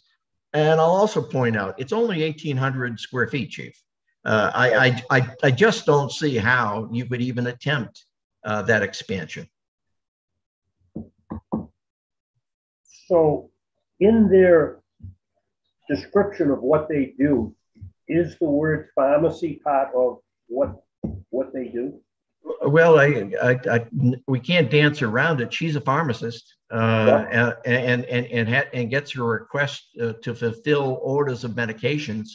And to that extent, I think it is. As in, when you deal with the signature or you deal with the Good Sam, you will understand that they have a pharmacy division within the hospital, because business-wise, that's what their model is. That's what their role is. So I'm not sure the pharmacy is the word that creates a problem in this specific situation. Well, I just want to put that out there, that I just wanted, if this was to be granted, and I think it's something that is manufactured on the property, which we've done for several locations up there. But I just need to be very specific that you, as a petitioner, understand that if a variance is granted for a pharmacy, it is certainly not a pharmacy that we would look at as a CVS or one of those. Understood. And again, that's the model. And to help the board, I'd suggest, I think we've passed the variance request because the building inspector has rendered a determination that is in fact allowed use. So what we need is a special permit for utilization of the retail pharmacy. So you're saying you don't need the variance? I believe in discussions with the building inspector, since he's already made a determination that's an allowed use, we won't need the variance. So all you're looking for tonight is the special permit. Correct, sir. Yeah, Mr. Chair, clerk here. As Inspector of Buildings and Zoning Enforcement Officer, I did indicate to Attorney Burke that the manufacturing of pharmaceuticals is an allowed use. That the only thing that was required was a special permit for retail sales out of the allowed use. So that's the only thing they were looking for, is the special permit for that retail sales. Okay, and the pharmaceutical things that he talked about is what he described? Correct. Yeah, okay. All right, well, that's good. So now we have an understanding. We're dealing strictly with a special permit, which then allows the public to come in to purchase those items that we talked about. Correct, thank you, okay. Yes. I'm glad we got that squared away. Very good. Board members, any other comments? What does Mr. Chairman, what was, I know there hasn't been anything in this property for a while. What was in there before? It was a hair salon, a hair and nail salon, Chief. Okay. So they were doing retail type business in that same 1,800 square feet. Exactly. I just couldn't remember off the top of my head. Yeah. I don't know how many chairs or exactly how many, but exact same footprint right on the corner. Understood. Okay, thank you. In other instances up there over the years, we have allowed in the industrial park, if somebody manufactures something on the site, they would have the ability to sell to the public. And that's how White's is operating up there, where they manufacture and then they can sell. All right, any other questions from any board members? I have one question, Mr. Chair, just in regards to like, what percentage of the space is for retail and what percentage of the space is for manufacturing, if it's equal or if they're, if it can happen in the same, if it doesn't need a distinction. Again, that's somewhat difficult to answer because the space is going to be basically structured so that the entire production will relate to the filling of pharmaceutical products, and the rear section will be that work with the pharmacist, and they will just be a very small retail area in which they can pick up the specific prescription if a retail user came in and deal with the few retail products that would be on sale. So the vast majority of the space would be related to the aggregation of medications. Thank you. All set on board members? Okay, I'm going to close that portion of the hearing and open up to the general public. Is there anyone here that wants to speak in favor?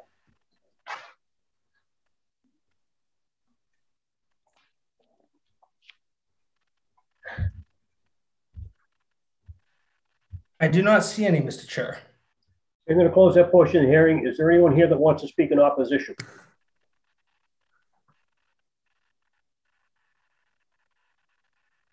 I do not see any, Mr. Chair.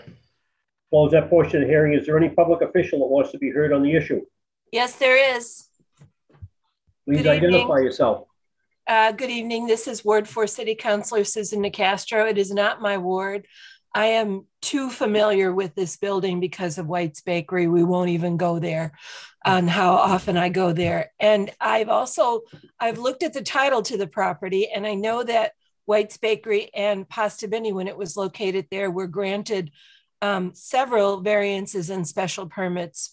I think the special permits were for retail use.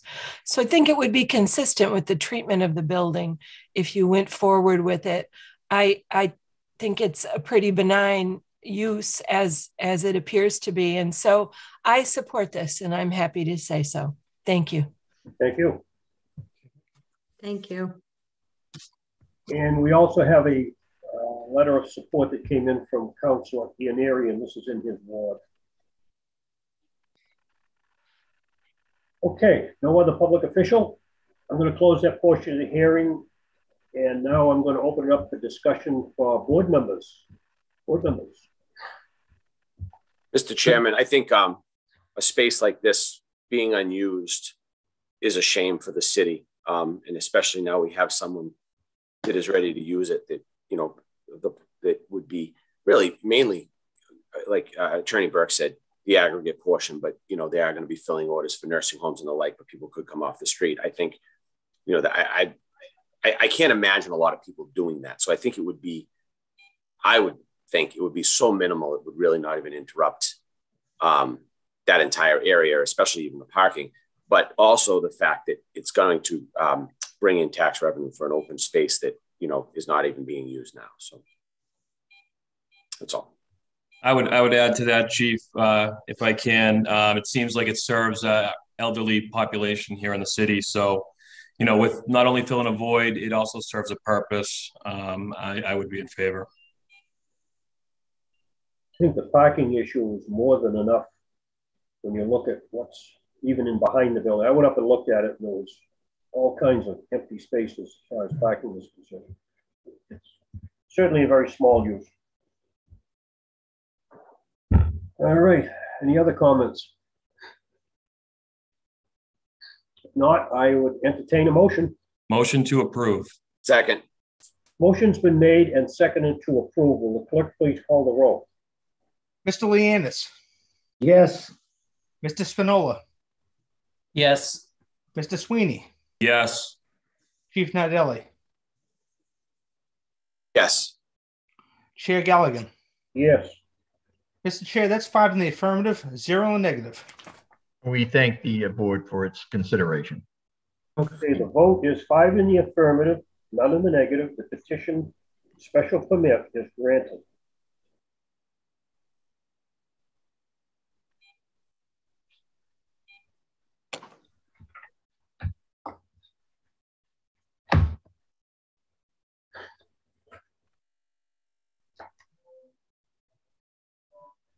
All right, now, because of a senior moment, we're going to back up to 21-115.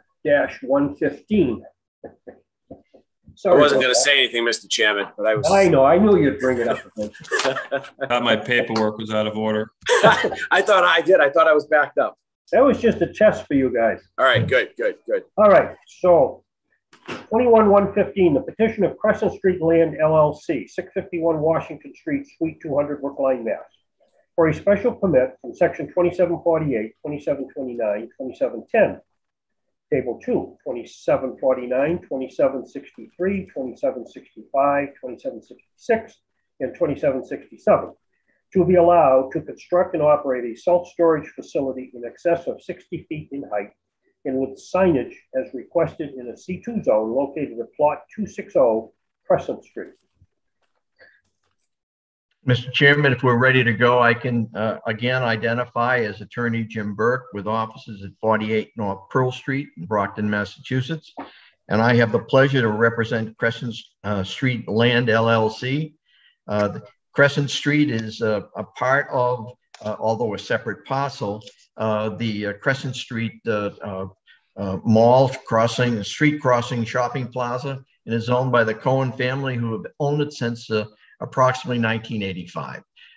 They are very experienced real estate developers who operate various plazas, retail facilities, commercial facilities, and storage facilities throughout Massachusetts. They have here directly behind the shopping plaza, a parcel of land, roughly about 5 acres, I believe. If I'm wrong, Scott will educate me a little later on. But basically, that is a C2 zoned parcel that is basically an isolated island that essentially cannot function as a C2 for commercial use. The real estate has a unique grade slope. Again, Scott will deal with that when he talks about the specific project and the development. And while it abuts 2 residential streets, Bellevue and Sterling, we have met and spent considerable time with Councilor Thompson, who's expressed his ideas about what would make a good project here. We have met extensively with the planning department and planner, Mr. May. And as a result of their suggestion, there will be no interconnection with any of the residential streets. So basically what you're going to have is a parcel of land whose frontage is the rear of the plaza with all of the incumbent noises, delivery trucks, lighting, security lighting, and activity in relation to shipping of the specific uses at the plaza. The proposed facility for storage and a storage facility makes an excellent utilization of the property because it in fact has a minimal traffic flow. And we have Gary McNaught here of McMahon Associates, who's done an extensive traffic analysis and determined that would be a minimal impact based on the utilization of the specific property. In dealing with the development and meeting with the community through Councilor Thompson and the planning department, it was suggested that the best utilization to the facility would to create a separate ingress and egress that came off Crescent Street. That was an idea that was in fact approved because the developers actually own the plaza of the land and the plaza that's under consideration.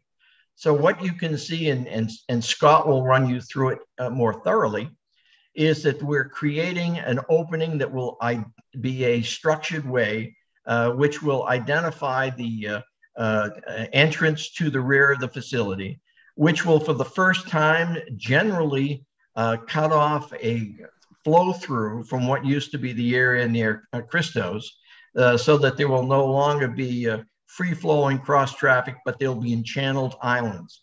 At the same time, there was added considerable green space along that channeling way, which did not exist before, which will cosmetically be significant an improvement. The developer went a step further even, and I think you can see with your plans, and I think it's a real benefit to the community. What they're doing is, even though it is not part of the project, they're committing to green space the area along Crescent Street that is currently just a barren asphalt strip. They're giving that some definition, which I think will create a streetscape that's a significant improvement in what you see. The requested relief, as we previously identified, is for the utilization of a storage facility in a C2 zone. The relief by way of a special permit to allow the construction to exceed 60 feet. And lastly, to allow signage, which you'll see on the plan, and Scott will run you through again, on a adjacent parcel, which is not owned by the applicant. In order to accomplish all of that, and I had discussion with the building inspector, it is required that we have an easement granted by the entity that currently owns the shopping plaza and the entity in which the project is being developed. We provided a draft easement to the building inspector that if this project is permitted and is allowed to proceed, will be recorded at the Registry of Deeds to memorialize the utilization of the way, which will be consistent with the application and hopefully the grant by the board. So what I'd like to do is have Scott go ahead and run through the proposal. We also have provided you with schematics of the property in addition to the site. There, of course, will be no impact in the surrounding area with the lighting. And specifically, we left a buffer zone, which Scott will identify, with the adjacent residential portion, so that virtually there will be no impact of this specific facility on any residential street that surrounds it. Scott, can you assist us with an overview? Sure. Thank you, Attorney Burke. Mr. Chairman, board members, as Attorney Burke said, we've kind of looked at two separate site plan packages here, one for the main building, the second one for the entrance out towards Crescent Street closest to the old Christos and the improvements we would be making there.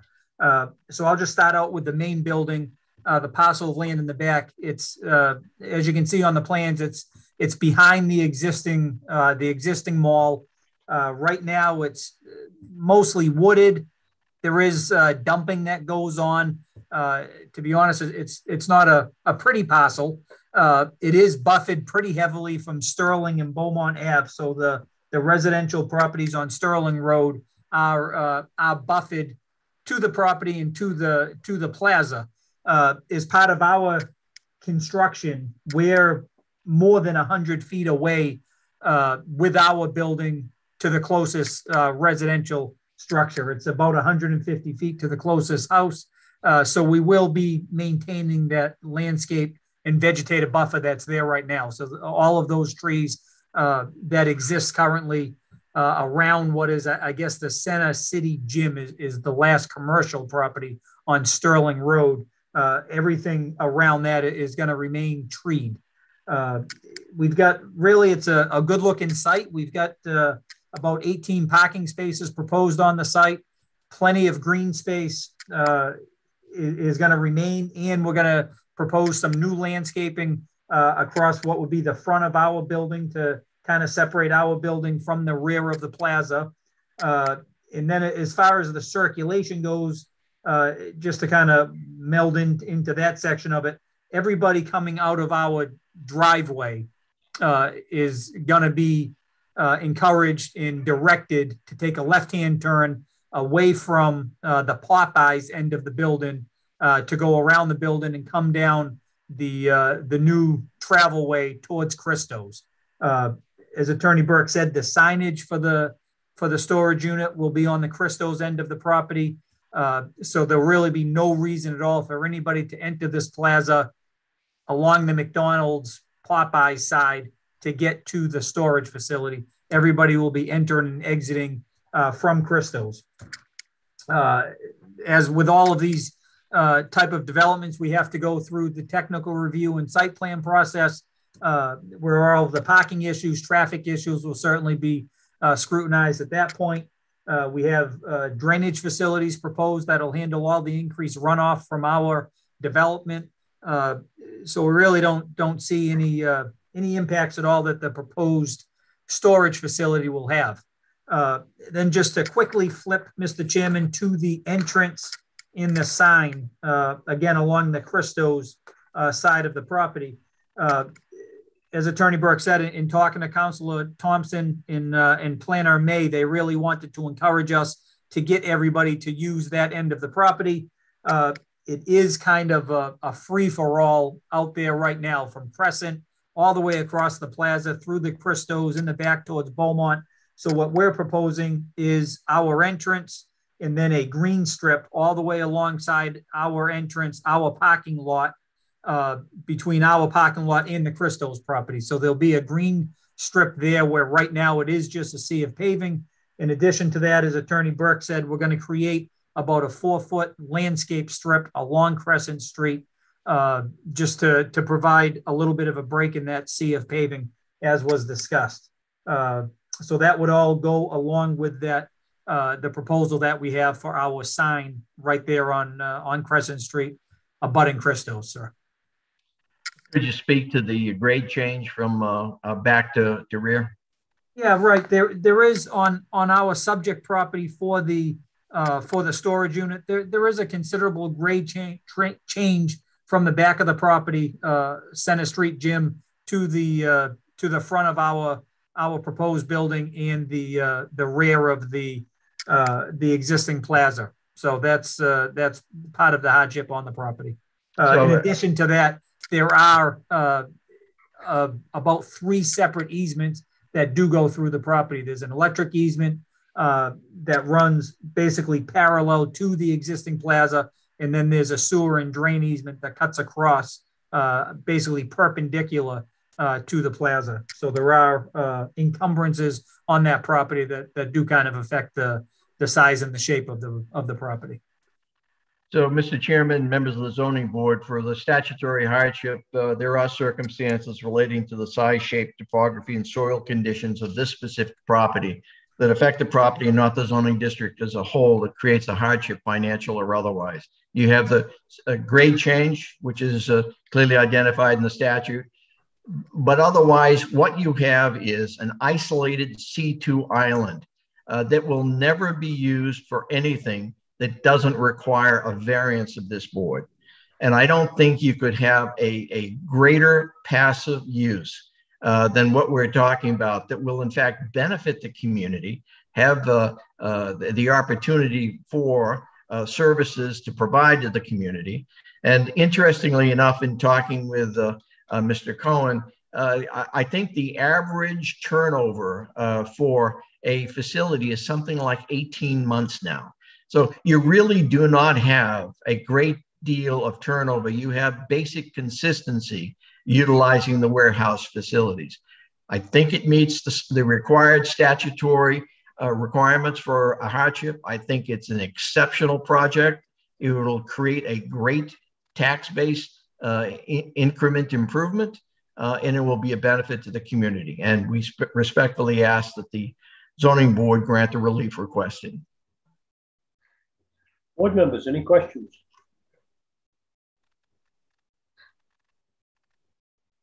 I got a couple of questions. On the main building, on the north side of the building that faces the gym, there will be no signage on that side of the building whatsoever.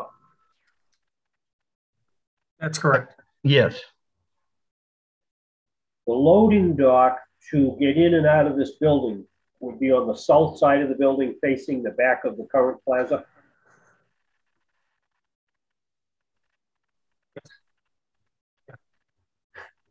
That's correct, sir. Right. So any trucks or anything that are coming and going and making deliveries will be on the side of the building that faces the current plaza. There won't be anything on the residential side. There will not be. That's correct. And we forgot to identify, there will be a full fencing of the facility. Yeah, that was my next question. You're gonna. Yeah. Okay. What kind of fencing are you talking about? You come to any agreement on anything yet? I'm not sure that was considered. I don't think aesthetically it's going to really impact anything, but it's more a concern about the structural integrity and security. But I'm sure it'll be chain link of some sort. But again, the concept is to protect the building, keep people out, and that's what it will do. This building will not have a watchman that stays in the building. He will not, but there will be a small, as you've seen in all of them, a small retail section of the property that sells such things as tape and boxes. Right. But that is it. But no, there will not be a residential watchman on this facility. So if I left this facility and headed east, what I see on the plan here is I will not be able to cut across the Christo's property to get out to Quincy Street or Beaumont. I got to go out to Crescent Street. Yeah, I'm not sure that's accurate. I think there is an opening there, isn't there, Scott? Yeah. Yeah, there still is a small opening, Mr. Chairman. Attorney Burke is correct. There's still a small opening that you could get over towards Quincy Street, just because there are cross easements back and forth between those properties that we couldn't extinguish. But we've at least directed it to a point, so it isn't quite the free-for-all that it is right now, Mr. Chairman. Right now, it's wide open. It's a free-for-all. Exactly. Yeah. So this will definitely narrow it down to a 24-foot opening. Okay, can you tell us about the sign that's going to be sitting out in Crescent Street? Scott, that's your design. It is, I'm just trying to flip to that page, Mr. Chairman, if you could give me a second. It's basically your typical pylon sign, similar to the other ones that exist out there. Yeah, it's on the very last sheet, Mr. Chairman. We have a copy of it. It's about 5 feet tall by 10 feet across. Very similar to the pharmaceutical company sign. Well, I'm going to forget what their name is. Octapharma. Very similar to that sign, Mr. Chairman. Okay. It'll have a single post with a rectangular sign above. All right, so the 10-foot setback is from the sign, not from the post. Exactly. Yes, sir. To the sign, not the post. To the face of the sign. Okay, board members, any other questions? I do, Mr. Chair. The rendering looks great. It looks like you guys are adding more green space and more trees, if I'm correct. That's correct. And so will there be a reduction of parking spaces for that, or do you imagine the parking spaces maintaining at the numbers that they are now? Oh, I'm sorry. Yes, for the existing plaza. Sure. No, the reason we're able to get that green strip across the front, we're making that a one-way travel lane. So instead of having your typical 24-foot travel lane, we can reduce the width of that travel lane being one way. So that's how we picked up that extra 4-foot strip. So the parking numbers, again, because of the agreements that the plaza has with the tenants, we could not lose any of the parking spaces. So by making that a one-way travel lane, we were able to get the green space there, sir. That's going to be a major improvement along Crescent Street. Sure. Mr. Chairman, to Mr. Burke or whoever could answer, is that the actual rendering of what that building will look like? I believe the answer to that is yes. And we do have the architect here. I mean, we've got the full complement of bodies, and I know this is your second day and close to the end, but yes, that is. Okay. No, my thing is, it's almost just a shame that it's in behind a building and no one's going to see it, because it's actually a very nice looking building. Mm-hmm. So, all right. I love the green space and especially out front. It's not only as, you know, a city official, but also as a tax-paying member of this city. to be able to drive down Crescent Street now and see greenage out in the front where it's just pure blacktop now is very impressive. So thank you. I do have a question. Well, like similar to Pleasant Street, will this building have any exterior lights on the building itself? Scott, I believe the answer is yes, and they'll be contained within the parking area. That's correct. Well, I mean, I guess I'll be more specific as far as uplighting on the building or down lighting. Everything would be down lighting, yes. Okay. Okay, thank you. With the topography that's in the back of this lot, it's going to make the building not look as high from the north side, I would assume. That's absolutely accurate. Yes. All right, board members, we all set? You're all set. I'm going to close that portion of the hearing, open it up for general public discussion. Is there anyone here that wants to speak in favor?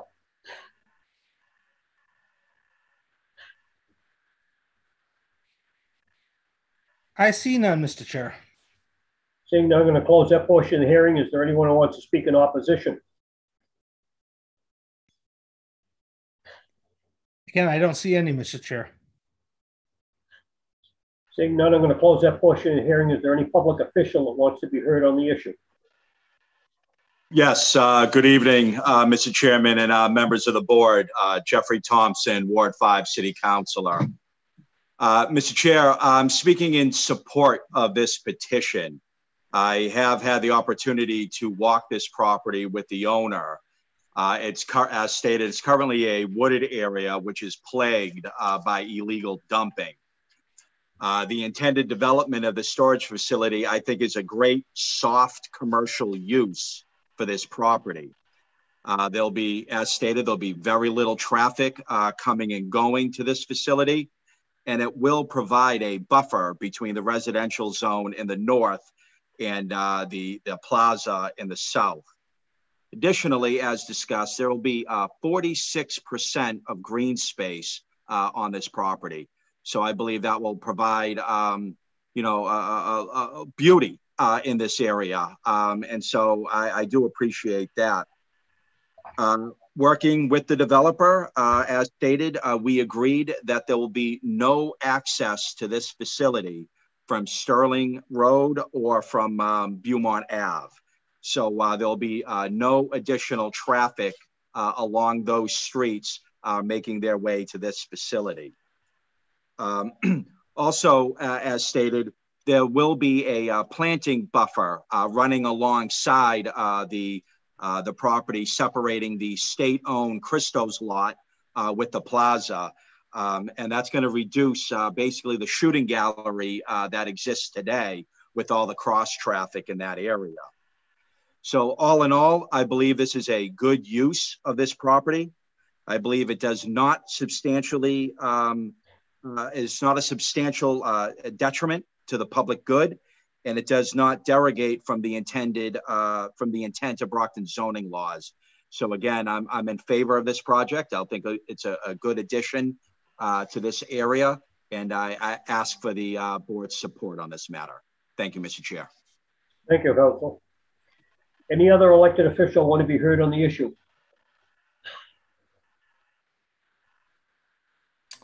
If not, I am going to close the public discussion, and I'm going to open it up now for deliberation by the board members. Mr. Chairman, I just see that it's a good project. It couldn't,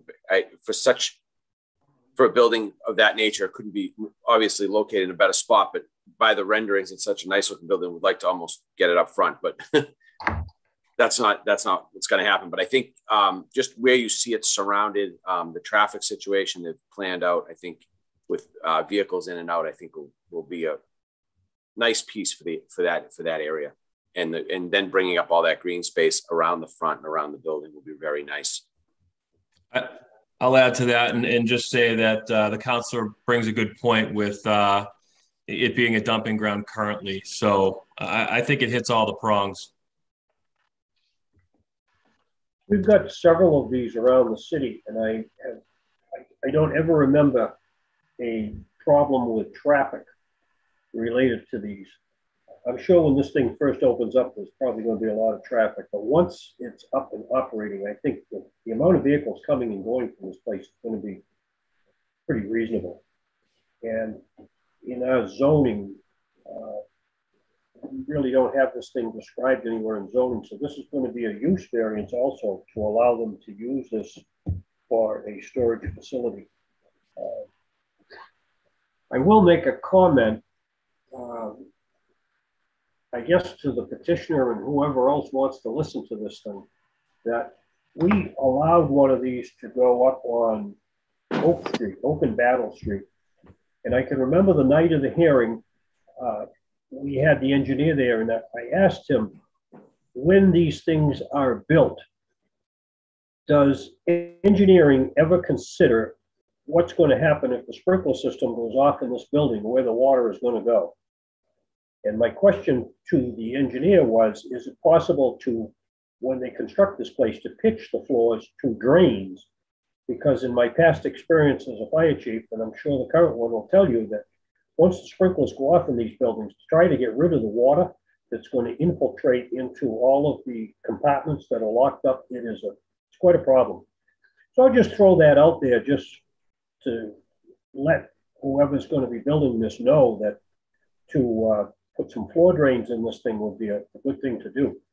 And the other suggestion that we made that you'll see up on Oak Street is, after the fire that we had up in Worcester where the 6 firefighters died, there was absolutely no ventilation points in that building.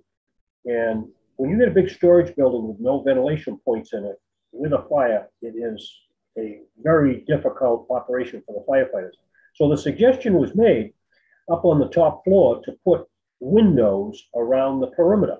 And if you look at that storage facility on Oak Street, you'll see that there's some windows around the top. So for firefighting operations, if you had a smoky fire in there, it gives you a ventilation point, whereas a building that is constructed like the Worcester Cold Storage with no windows, once you get a fire in that place, it's virtually impossible to get smoke out. So if you're talking a building that's going to be 65 feet high, I think that's something that you probably should take into consideration, that if there was an emergency in that building, how do you get the smoke out of the building and how do you get the water out of the building? So whoever's listening to this, maybe you could pass that along. Certainly will.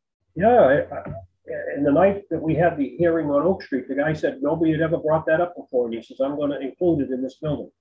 So I'll just throw that out there. So I think too, looking at it, a lot of that, and I would think it'd be partially part of the storage space. There are some windows up high there, and I would hope that would ventilate that. I did notice that earlier, so I'm not sure if that goes into lobby or office space, which I probably would think there wouldn't be much anyway. So, but well, the people that don't have to deal with this like we do, they don't understand that once a building gets filled up with smoke, it's very difficult to get it out of there. So yeah, anyway, just for what it's worth.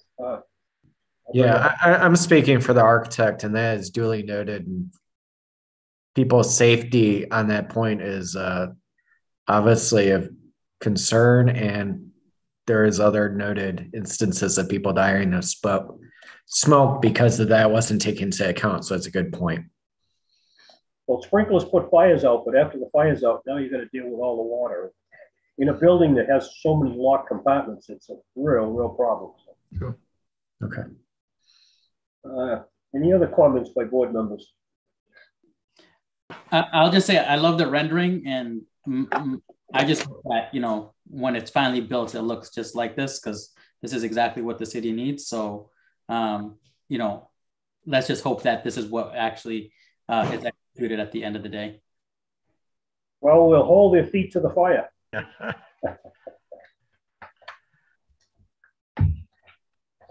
All right, any other comments?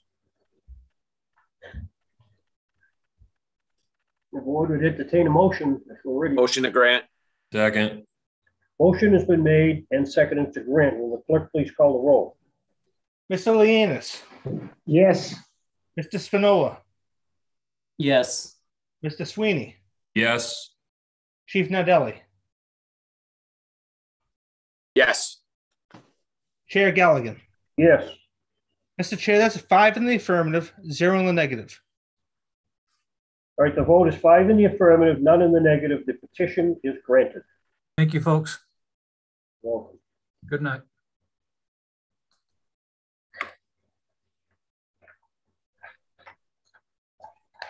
Mr. Chair, sir, please, can I ask a question? Who is speaking? Guiles, Andrew. You have a question of the board? Yes. No, sir. That your hearing was done before.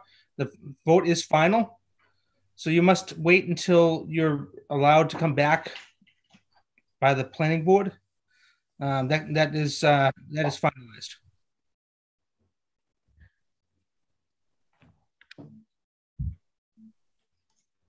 Okay. I don't see it fair that I'm 8 feet and my neighbor is 8 feet and they refuse me to do the same thing that he already does. So I don't think it's fair. I'm sorry, sir, but the hearing has been closed. All right, the next petition is 21-117, the petition of 648 Summer Street, LLC, 103 Commercial Street, 4th floor, Brockton, Mass., for a special permit for a ground-mounted solar field allowed by Massachusetts General Law, Chapter 40A, Section 3, in an R1C zone located at 634 to 648 Summer Street. Mr. Chairman, again, Attorney Jim Burke, an attorney at law with offices at 48 North Pearl Street in Brockton, Massachusetts, and I have the pleasure of representing 648 Summer Street, LLC. A number of members of this board may recall that this was utilized for many years as a hard commercial use associated with the shoe industry, and in fact contained major structures, 4 industrial buildings of approximately 85,000 square feet that have since been taken down by the developer. What is left is a 5.45 parcel in an R1C zone. The developer came before the board seeking the utilization of the property for residential use, and it was unsuccessful. So what they now seek for the development of the property is to be allowed to create a green project, a solar project, in accordance with Mass General Law, Chapter 48, Section 3. That will allow for the decreased reliance on fossil fuels and the utilization of solar-powered electricity. The project, as proposed, is going to be identified probably best by Steve Giasso, who is the engineer on the site. What we have is a facility that which the panels associated with the south, and in fact the property generally runs as a grade change north to south. It has Summer Street and the residential facilities and 2 residential homes associated with it at the corner. There is a commercial in space to the east that has recently been purchased by the city of Brockton. There is undeveloped open space to the direct south, and to the west there is a property that's owned by the city of Brockton and is utilized that has a sewer easement that restricts the property. In fact, this is an excellent utilization, and we previously appeared before this board on another project in the community, and it was the understanding of the law as it related to the law department that in fact the solar project is an allowed use under Massachusetts general law. What this board is tasked to do is to make sure that there is nothing significant that relates to the public safety welfare of the specific project on the community. There are, in fact, no negative impacts of this project. There is nothing but positive impacts by the decreased reliance on the carbon footprint and the development of the property, and allowed by use. The public health is not affected.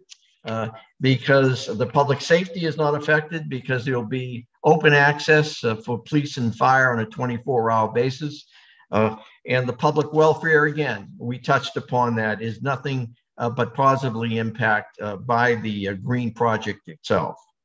I'm going to let Steve go ahead and describe the full extent of the project, and I'll come back and relate to the specifics of the relief that we're seeking from this board. Steve, go ahead. Good evening. For the record, Steve Giosa. I am with the engineering firm of SciTech Civil and Environmental Consultants, and we are located in Raynham, Massachusetts. As Attorney Burke indicated, this is a 5.5 acre parcel of land. We are located, when you're looking at the exhibits, on the east side, generally speaking, of Summer Street.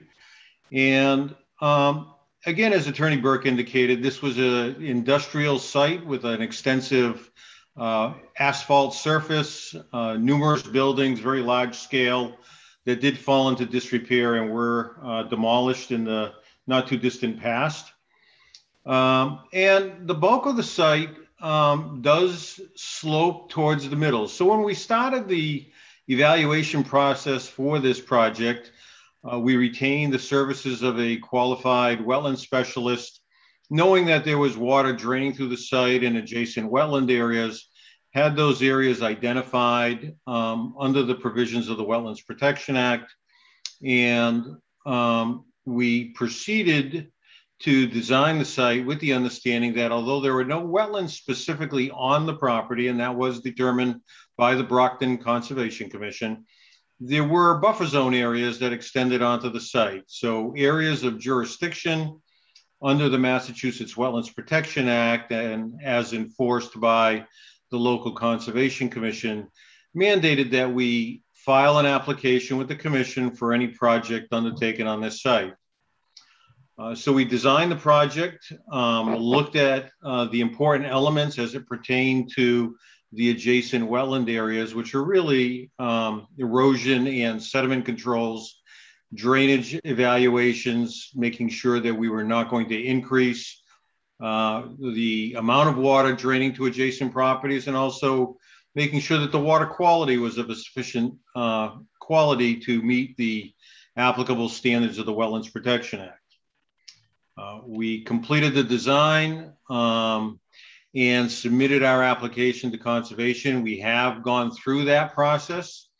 As part of that process, the Conservation Commission retained an independent peer review engineer, and that engineer looked at both the wetland line and the drainage analysis and the drainage mitigation measures that we are implementing here, and came to the conclusion that we, in fact, do meet the applicable standards. We are reducing runoff directed to down gradient properties. And again, Attorney Burke gave a good representation of what the water flow is. It generally flows from north to south. It exits the property on the south end and continues down to the bordering vegetated wetlands to the south. There are a series of catch basins that serve the industrial property on the site.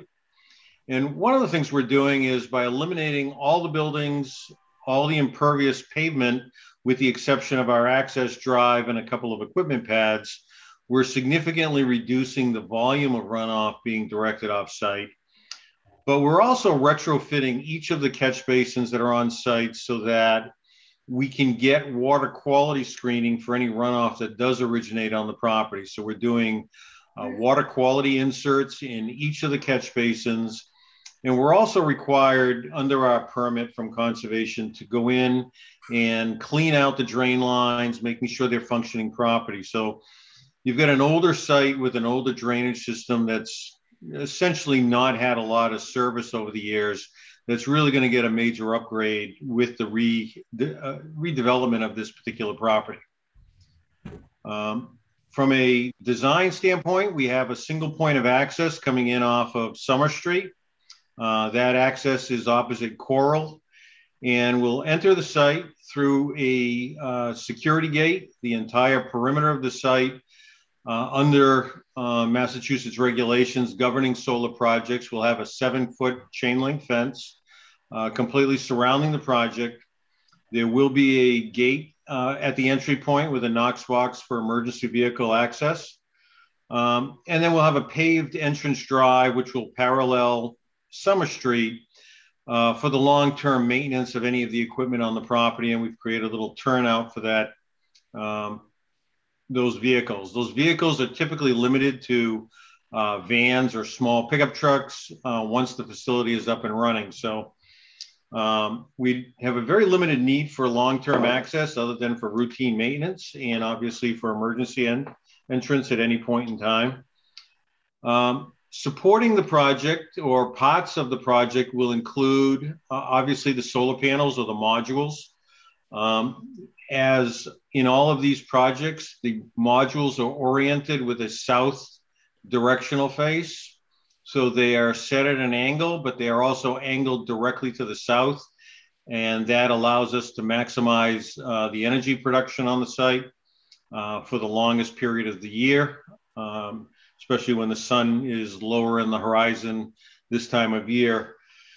And so that gets our overall project. You'll see the modules on the plans. And again, that orientation is to the south and the angle is to the south, away from the residential properties and also away from Summer Street. So we think those are important elements of the design that allows the panels to not direct sunlight towards the adjacent streets or roadways. And because of the topography, the site drops significantly from Summer Street. You'll get a natural buffering of the site as you walk along Summer Street. This site actually sinks below the road surface. The important parts of the project, in addition to the solar panels, will be the equipment pads. Those equipment pads will be at about a 5-foot grade differential below the street grade of Summer Street. So that's, I think, an important feature of the site to help visual screening and to get the equipment so that it's in a safe location on the site and easy access for a long-term maintenance.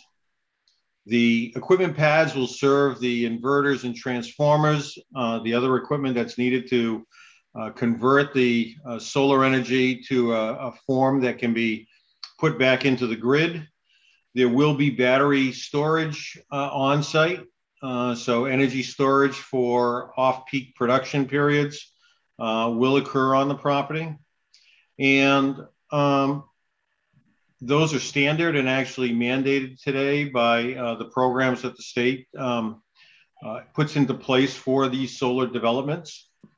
And so what we're usually look at when we're evaluating these sites is how do we improve the aesthetics and also screen them from adjacent properties. There are 2 residential properties immediately adjacent to the site, and then residential properties located on the opposite side or the west side of Summer Street. And the 2 closest houses up in the, I'm going to characterize as the northwest corner of the site.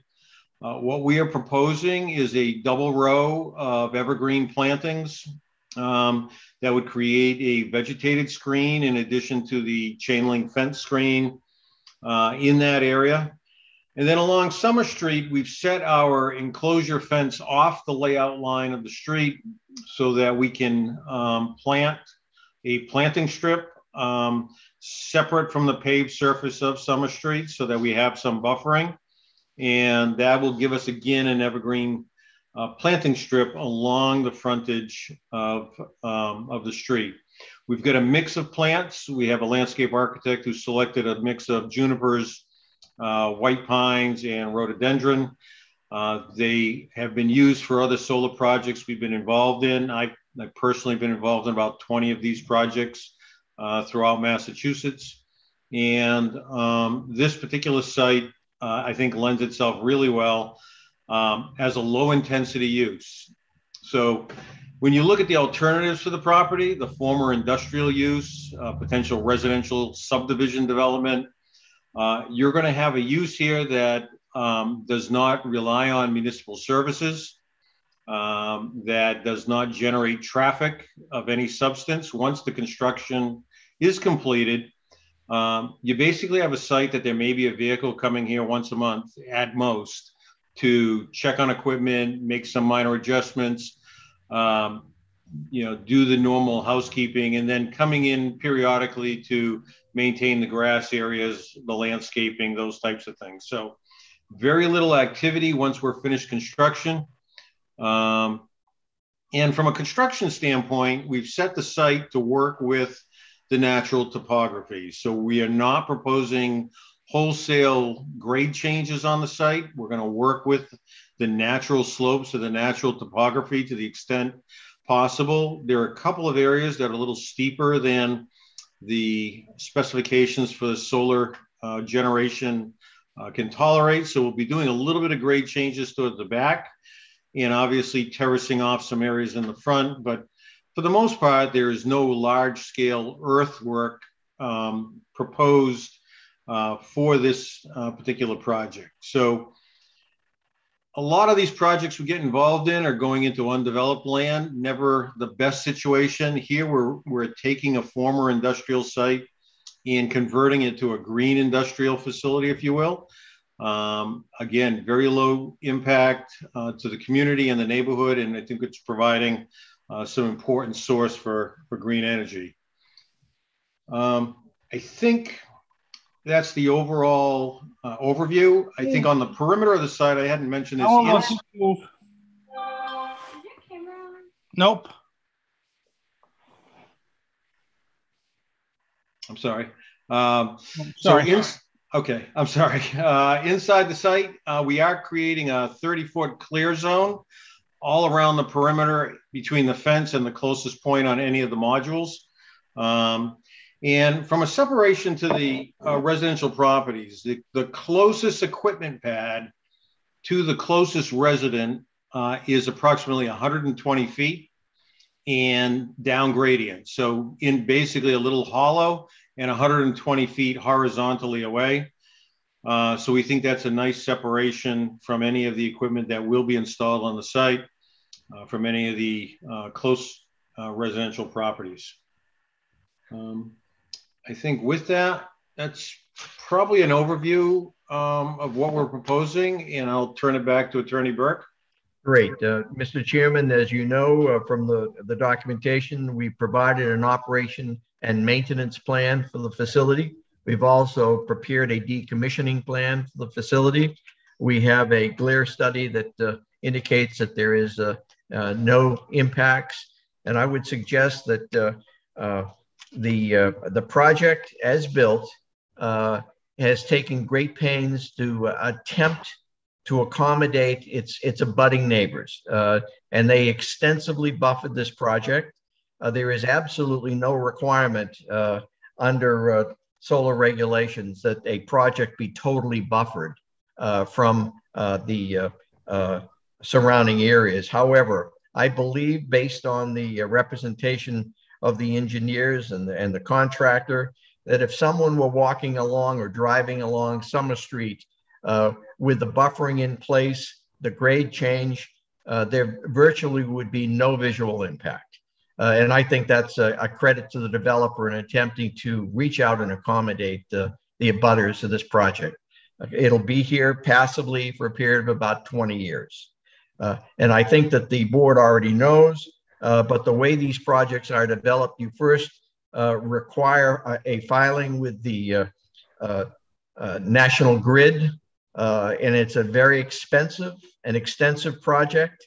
And as a result, they lay out the project that is approved that ultimately will go to the SMART program and the Department of Energy Resources. So the project as created before you is in fact the project that has been procedurally approved and is going forward. So I think that basically, if you can't see it, you can't hear it, and it has no impacts on the surrounding neighborhood, it can be nothing but a benefit for the abutting neighbors as well as for the community as a whole. So if there are any specific questions, we'll be happy to answer them. We have our crew here and we'd be happy to attempt to respond. Okay, thank you. Board members, any questions from board members? Yeah, Mr. Chairman, I don't know who exactly would answer this, and it may have been answered briefly when we was talking about the drains. What will be will that be grass underneath these panels, or will it just be gravel? No. Yes, we have a pollinated grass mix that would go around, so everything will be stabilized with grass. There is one area where the facility to the north, the commercial site, they have a small detention basin that drains onto this particular property. There's an overflow. We evaluated that when we were going through the conservation review. So we're going to put some crushed stone in one area, basically leading from the north boundary line down to the first catch basin. And that'll keep that slope from washing out. There's been some long-term erosion that's occurred there. So we're going to put a filter fabric, some crushed stone, and force that water to travel to where we want it to go, which is the catch basin at the low point in the valley in the middle of the site. Okay, the reason for my question is mainly about the maintenance of that grass. And I'm the fire chief. I have concerns about grasslands and such in that such large of nature. If it's going to be maintained and kept nice and short, that we're not going to have grass fires in there. Because I get more concerned about, the depth of this property and me getting hose lines to the back of this property if needed. If that is maintained well, that's probably not something I would have to worry about. But in the heat of July with these panels, that could become a concern of mine. So that will be maintained on a regular basis. And do you know what that regular basis is? Yeah, there'll be a regular cutting. It's in the solar company's best interest to keep the grass down, keep it low. So it's a low growth mix to begin with. And they'll be going in there periodically. And when I say periodically, it's probably every couple of months they need to get in there and make sure the grass is at the right level and is not getting out of control. So they have to keep it low. So when they get in and have to go and service any of the modules, they're not, fighting with a tall grass condition. So it's definitely kept low, but it will be a full coverage so we don't have an erosion problem. Understood. So my next question, I see you got about 30 feet on the perimeter around the entire property from the fence to where the panels are. Just real quick, because I have a hard time seeing this. And what will the grade drop off be from that drive-in access area? About, if you could just, I know you mentioned it, but what would be from where we drive in down to where that lowest point is? Okay, so from let's just look at the grade at Summer Street down to the lowest low point in the site. It's about a 10-foot grade drop. And that would occur at a distance of about 250 feet from the edge of pavement of Summer Street. So okay. It isn't very steep, but it does drop down quite a bit. Okay.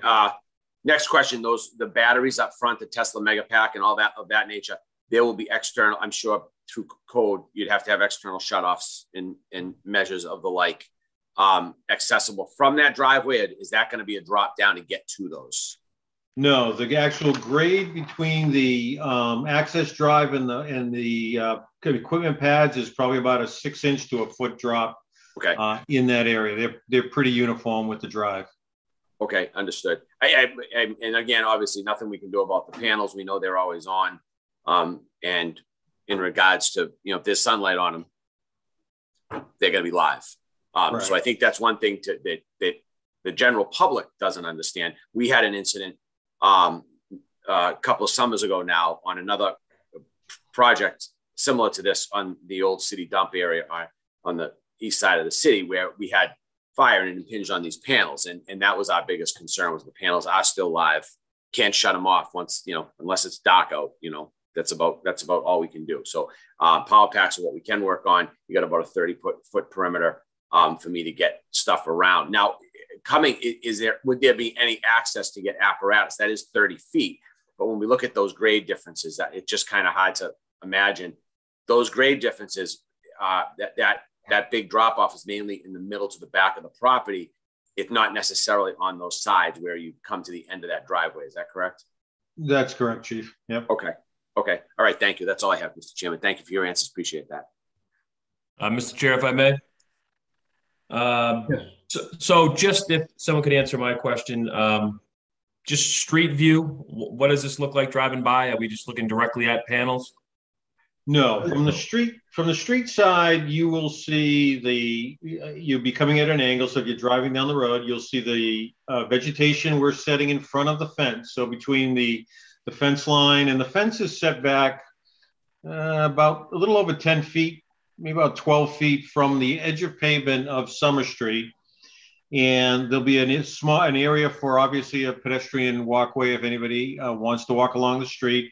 And then there will be a landscape strip. That landscape strip will have the evergreen plantings as shown. And I think we've got about 70 or so plantings being proposed here. And we've mixed them into, so it's not just a uniform species going along the road. And then you'll see the 7-foot fence after that. Behind the fence, it starts to drop down. So you'll get a little bit of an embankment down, the access drive, recessed below Summer Street. And then it'll continue to recess once we get past the equipment pad down to the lower points of the site. Okay.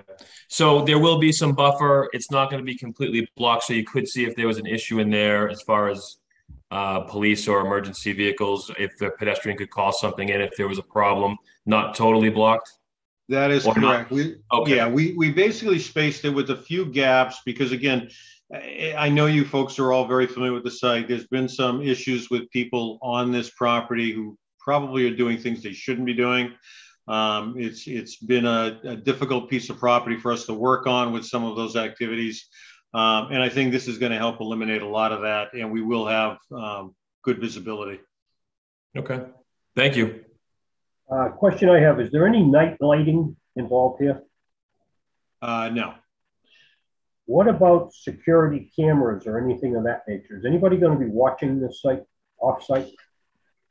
The site is monitored. All the equipment is monitored remotely with telemetry back to a monitoring station. So if something goes wrong, they'll know immediately. If there's any equipment faults, they'll know immediately. As far as security cameras, I'm not aware of security cameras in this particular facility being proposed. One of the other people on the meeting here might be able to fill me in, but I'm not aware of security cameras being proposed at this time. Right. And the other question I had was relative to all of this vegetation that you're going to put up. Who's going to maintain that vegetation? You have a private company that will do that? Yes, that'll be the operator of the solar facility. We'll have a maintenance company that does their grass cutting, mulching, any of the things that need to happen near the street for the plantings, for trimming. That'll all be occurring through the solar company who's operating the facility. I guess my question then, my concern is when these are built and all the shrubs go in, that looks great. And then a year later, half of them are dead. So the question that I have is if that happens, this is whatever doesn't survive is going to be replaced. Well, you can certainly put that as a condition, Chief. We don't have a problem with that. They're going to maintain the buffer. So you can put that in as a condition and the developer would be fine with that. I think that's a concern because of the residential area and the impact that it has along Summer Street. What you're describing to kind of hide all this makes a lot of sense, but we just want to make sure that it stays there. All right, any other questions from any board members? Yeah, Mr. Chair, if I may, just back to your security camera question. I grew up actually in the neighborhood behind there, that housing development used to be called Southfield Gardens. There's a bunch of trails back there. I know there's, dirt bikes, all that kind of stuff. Would you guys be opposed to the camera situation? I can just only imagine, because I know there are people in those woods. Would you be opposed to something like that, to extra security for those measures? It's not a heavy expense, so the developer would be fine with that. Okay, thank you. Mr. Chair, I just have one question. From my understanding, it looks like there might be a bus stop in front of this location. I'm not sure if that's something that you all can clarify. And if it is used as a bus stop, do people normally stop? Do people normally stand there to pick their bus up? And if there's any, if the buffer is gonna impact that in any way. Yeah, so we're going to maintain at least, it's a minimum of a 5-foot, basically what I would call a sidewalk area between the landscaping and the right-of-way or the actual traveled way of Summer Street. And it actually widens out a little bit more as we head north. It ends up being about 7 or 8 feet in that area. So yeah, that'll be maintained and available for pedestrian use long-term. So I got to go back to the question on security. Is that going to be a stipulation that's going to be? Oh yeah, absolutely. Okay. You can go ahead and make a stipulation that they'll maintain security cameras.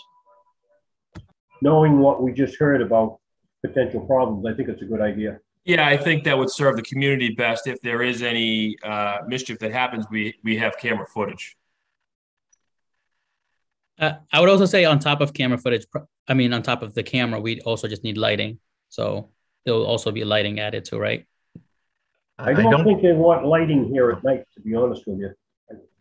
I don't know. You can address that problem. Most of these are not lighted at night. Yeah, we find most of the neighborhoods that we place these in do not prefer lighting on these types of facilities. If we do any lighting, maybe we put something low that's closer to the equipment pads. But I would not recommend lighting overall for a site like this. One question. If there was a problem of people getting in down there, there are devices that can detect somebody that's climbing a fence or is inside the fence, whether it's dark out or it's light out.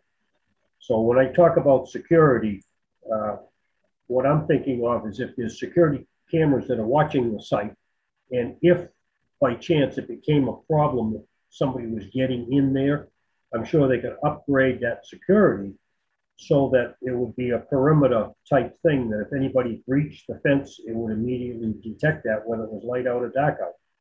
Am I thinking the right lines here? Chief, it's a very high-end capital injection for this project. It's gonna cost a considerable amount of money to put it in place, and it is in the developer's best interest to make sure that's secure. Yeah, so I doubt that's a problem. I agree with it. All right, is there any other questions from any board members? But one more question, Chief. Sure. In regards to the gate to get into that drive access, will that be, you plan on having like a Knox box on there or siren driven for us to get our fire apparatus in if need be? I meant to ask that earlier, I apologize. It's a Knox box, I believe. Perfect. Okay, thank you, Mr. Burke. Appreciate that. Okay, we all set the board members? All right, I'm going to close that portion of the hearing. I'm going to open it up for public discussion. Is there anyone here that wants to speak in favor?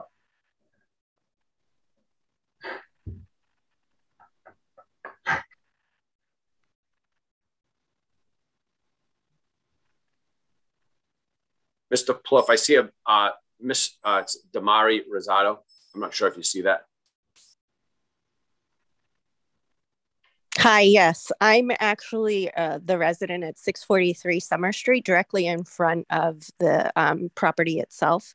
And I want to say I commend the engineers and the project on this development. It actually is a far departure from the original residential plan that was proposed and would have put a great hardship on the residents of this area. And I would say, we've been here for over 30 years and we welcome seeing a green solution to this space, and also appreciate really all of the board's questions, which address directly many of the neighbors' concerns about screening and maintenance and really being able to get proper fire equipment in there should there be any emergencies in that space. And yes, there has been over the years a lot of very unpleasing activities in the area through the foot traffic that goes between Summer Street and what was formerly Southfield Gardens. And so we really appreciate the work that has gone into this. Thank you. Is there anyone else that wants to speak in favor?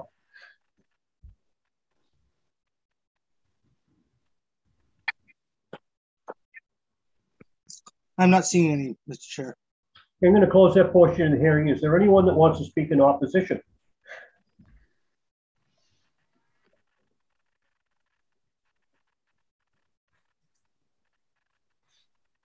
There is a hand raised. Who is that, please?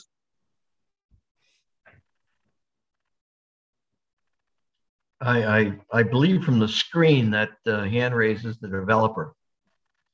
So I think that's by accident. Thank you, Attorney. If there's anyone that wants to speak in opposition, please voice up.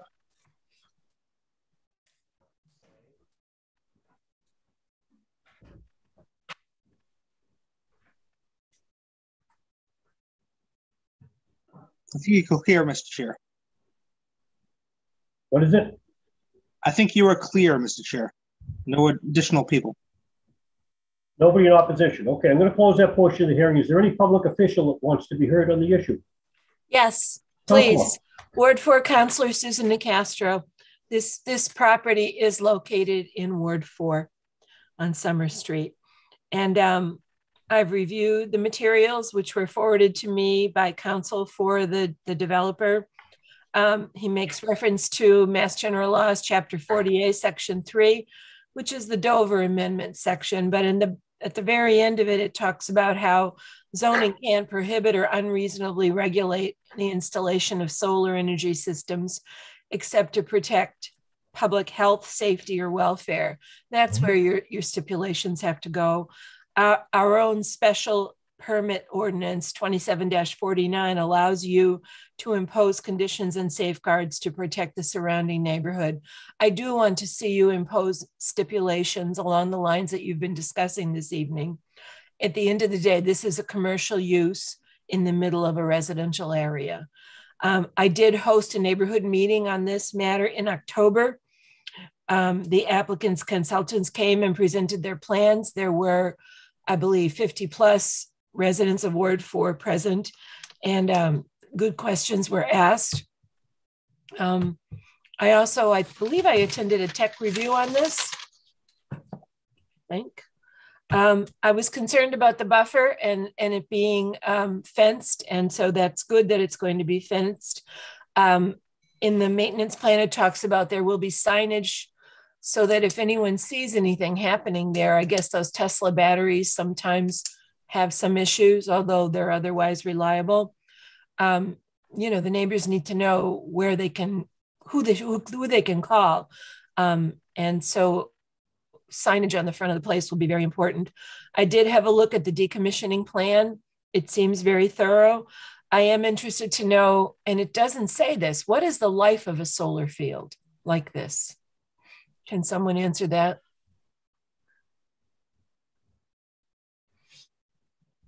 Yes. When these solar projects first came forward, they were looking at a 20 to 22-year life on the projects. The panels and the modules have been improved tremendously. The equipment has. They're typically a 30-year life now. And again, it really depends on the market and how long it will last. But we think that this is a long-term sustainable alternative energy source. So typically a 30-year life on these things is not unusual with today's equipment that's out there. Okay, thank you. It mentioned a pilot program, a payment in lieu of taxes. And so I wondered, why wouldn't you just be paying taxes? The Department of Revenue established a pilot program as the vehicle for dealing with these. And especially one of the issues came to be whether or not you were dealing with this as manufacturing, whether you were valuing the personal property or the real estate involved. So rather than get into those discussions, they set out, and I think they've streamlined it, because I talked with John O'Donnell recently, and he said that a new report has come down from the Department of Revenue that's very specific on detailing how the pilot programs are to be set up. Okay, very good, thank you. A mention of a sidewalk area is actually very important to me, because as has been mentioned in the presentation, the May Institute is going to be taken over by the city. And we're going to have two city schools there. And so children who live within a very close perimeter of the school will be allowed to walk home. So I've got to have sidewalks there available for these children to keep them safe. I've received no calls against this proposal. And so I think the neighbors are satisfied that they won't be having the interference in the impacts of the prior residential project that was proposed. I myself remain disappointed that this isn't an over 55 housing. It is sorely needed in Ward 4 and throughout the city of Brockton so that our seniors can continue to age in place. But that said, I support this project. Thank you. Thank you. Any other elected official that want to speak on the issue?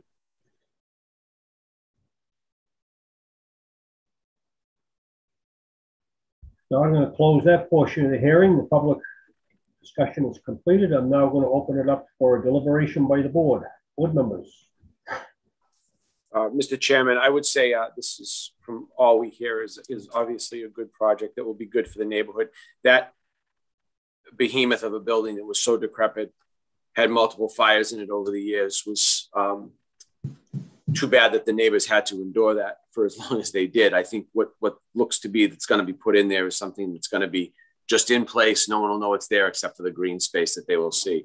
I think it is important, as the councilor said, and as we've spoken through this, to make sure in granting this, if we do grant this, that stipulation for proper signage, security cameras, and obviously proper sidewalks, because there will be children in that, there will be children / young adults in that area for the school that will be taking over the May Center. So that's all I have to say on that, Mr. Chairman. So I got a couple of stipulations I wrote down here. One was the maintenance of the plantings, which I think was assured that the company that's going to take care of that, if the plantings die off, they're going to be replaced. And the other stipulation I noted was security. And I added to that the emergency signage of who to call in case something goes wrong. That's probably a pretty important thing that we missed. The one thing that we didn't hear anything about that the council brought up was a sidewalk. I didn't hear that they're going to install a new sidewalk along the front of their property. And if the board wants to allow, I will go back to the engineer to address that situation with the sidewalk. What do you think, board? Want to answer that question? Yes, that's a great idea. Yes. All right. So can somebody answer that question? So we have reserved an area along the street for a sidewalk, and it's currently mostly paved at the present time, but to basically make it into a more formal surface, I don't see that as a problem. I think that it would serve the purpose of controlling pedestrian use along the frontage. So I think having a formal sidewalk, different material types, so it's definitely a separation from the traveled way, would create an enhanced safety in those areas.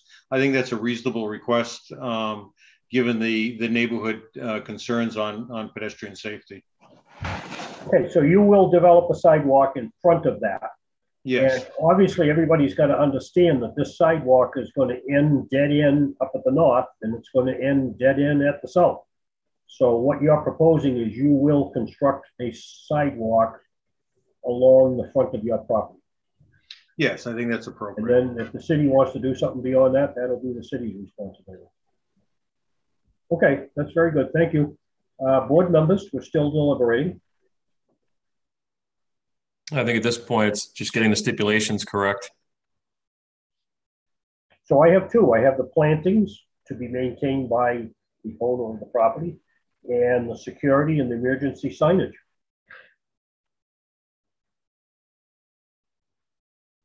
And the sidewalks. And the sidewalks. Yeah.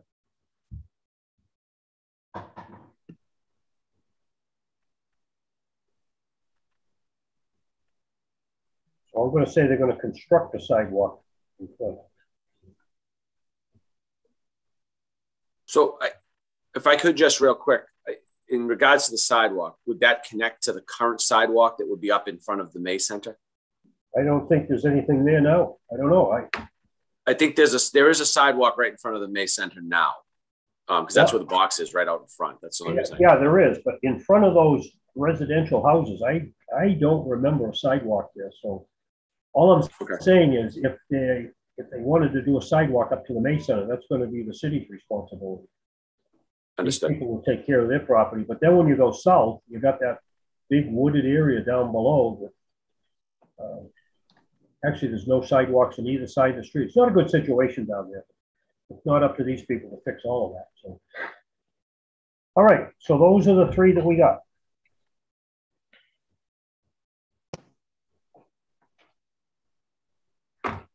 Other than that, it sounds like there's a whole bunch of regulations that are going to guide this thing beyond what we want. So our concern as the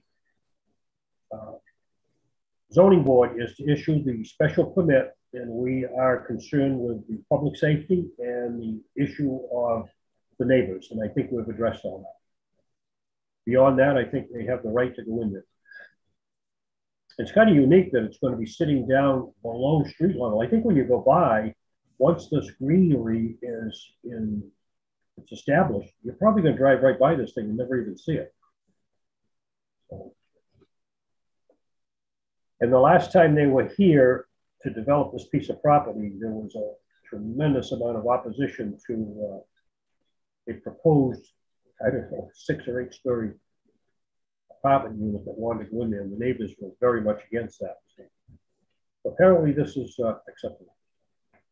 All right, if there's no more discussion, I would entertain a motion. I'll make a motion to grant with the stipulations of signage, security, sidewalks, and maintenance. I'll second that. Would that be appropriate, Mr. Chairman? I think you hit them all. Okay. Somebody want to second that? I second that. Second. Okay, the motion has been made and seconded to grant a special permit with those stipulations. Will the clerk please call the roll? Mr. Leanis. Yes. Mr. Spinola. Yes. Mr. Sweeney. Yes. Chief Nardelli. Yes. Chair Galligan. Yes. Mr. Chair, that's 5 in the affirmative, 0 in the negative. We thank the board for its consideration. All right, the vote is 5 in the affirmative, none in the negative. The special permit is granted. Very good. Thank you very much. I will commend the presenters. They did a good job answering all the questions. Thank you. All right, before we wrap up tonight, I am going to ask the board to vote on appointing a vice chairman. In the event that I'm not here, we got to have somebody that's available that can step in and fill my shoes. So if somebody would like to make a motion to open up nominations to elect a vice chairman. Motion to open up nominations to appoint vice chairman. Okay, a motion has been made, and has it been seconded? I'll second it. Motion's been made and seconded to open up for nominations for the position of vice chairman of the Zoning Board of Appeals. Do I have any nominations? Mr. Chair, I nominate Chief Brian Nardelli, and I'd like to close nominations. I'll second that. That was quick. So we have a nomination of Chief Brian Nardelli to be the vice chairman, and the motion has been made to close nominations. Will the clerk please call the roll? Please name who you want to be the vice chairman. Mr. Leanis. Fire Chief Brian Nardelli. Mr. Spinola. Fire Chief Brian Nardelli. Mr. Sweeney. Fire Chief Brian Nardelli. Deputy, sorry. Chief Brian Nardelli. I guess I'll vote for myself, Chief Brian Nardelli. Chief Galligan. Chair Galligan. The only fire chief in the city, Brian Nardelli. Okay, the vote is 5-0. You have elected a vice chairman for the coming year in Brian Nadelli. All right, that's Awesome. good. Pardon me? I said that's awesome. To conclude our meeting tonight. Unless anybody's got something to say, I'll entertain a motion to adjourn. Motion to adjourn. Second. Happy holidays. Made and seconded to adjourn. Everybody in favor? I'm in favor. Aye. We are adjourned. Bye, guys. Hey, have a nice Christmas, holiday, everybody. Happy holidays. Happy holidays. Happy holidays and Merry Christmas. Thank you.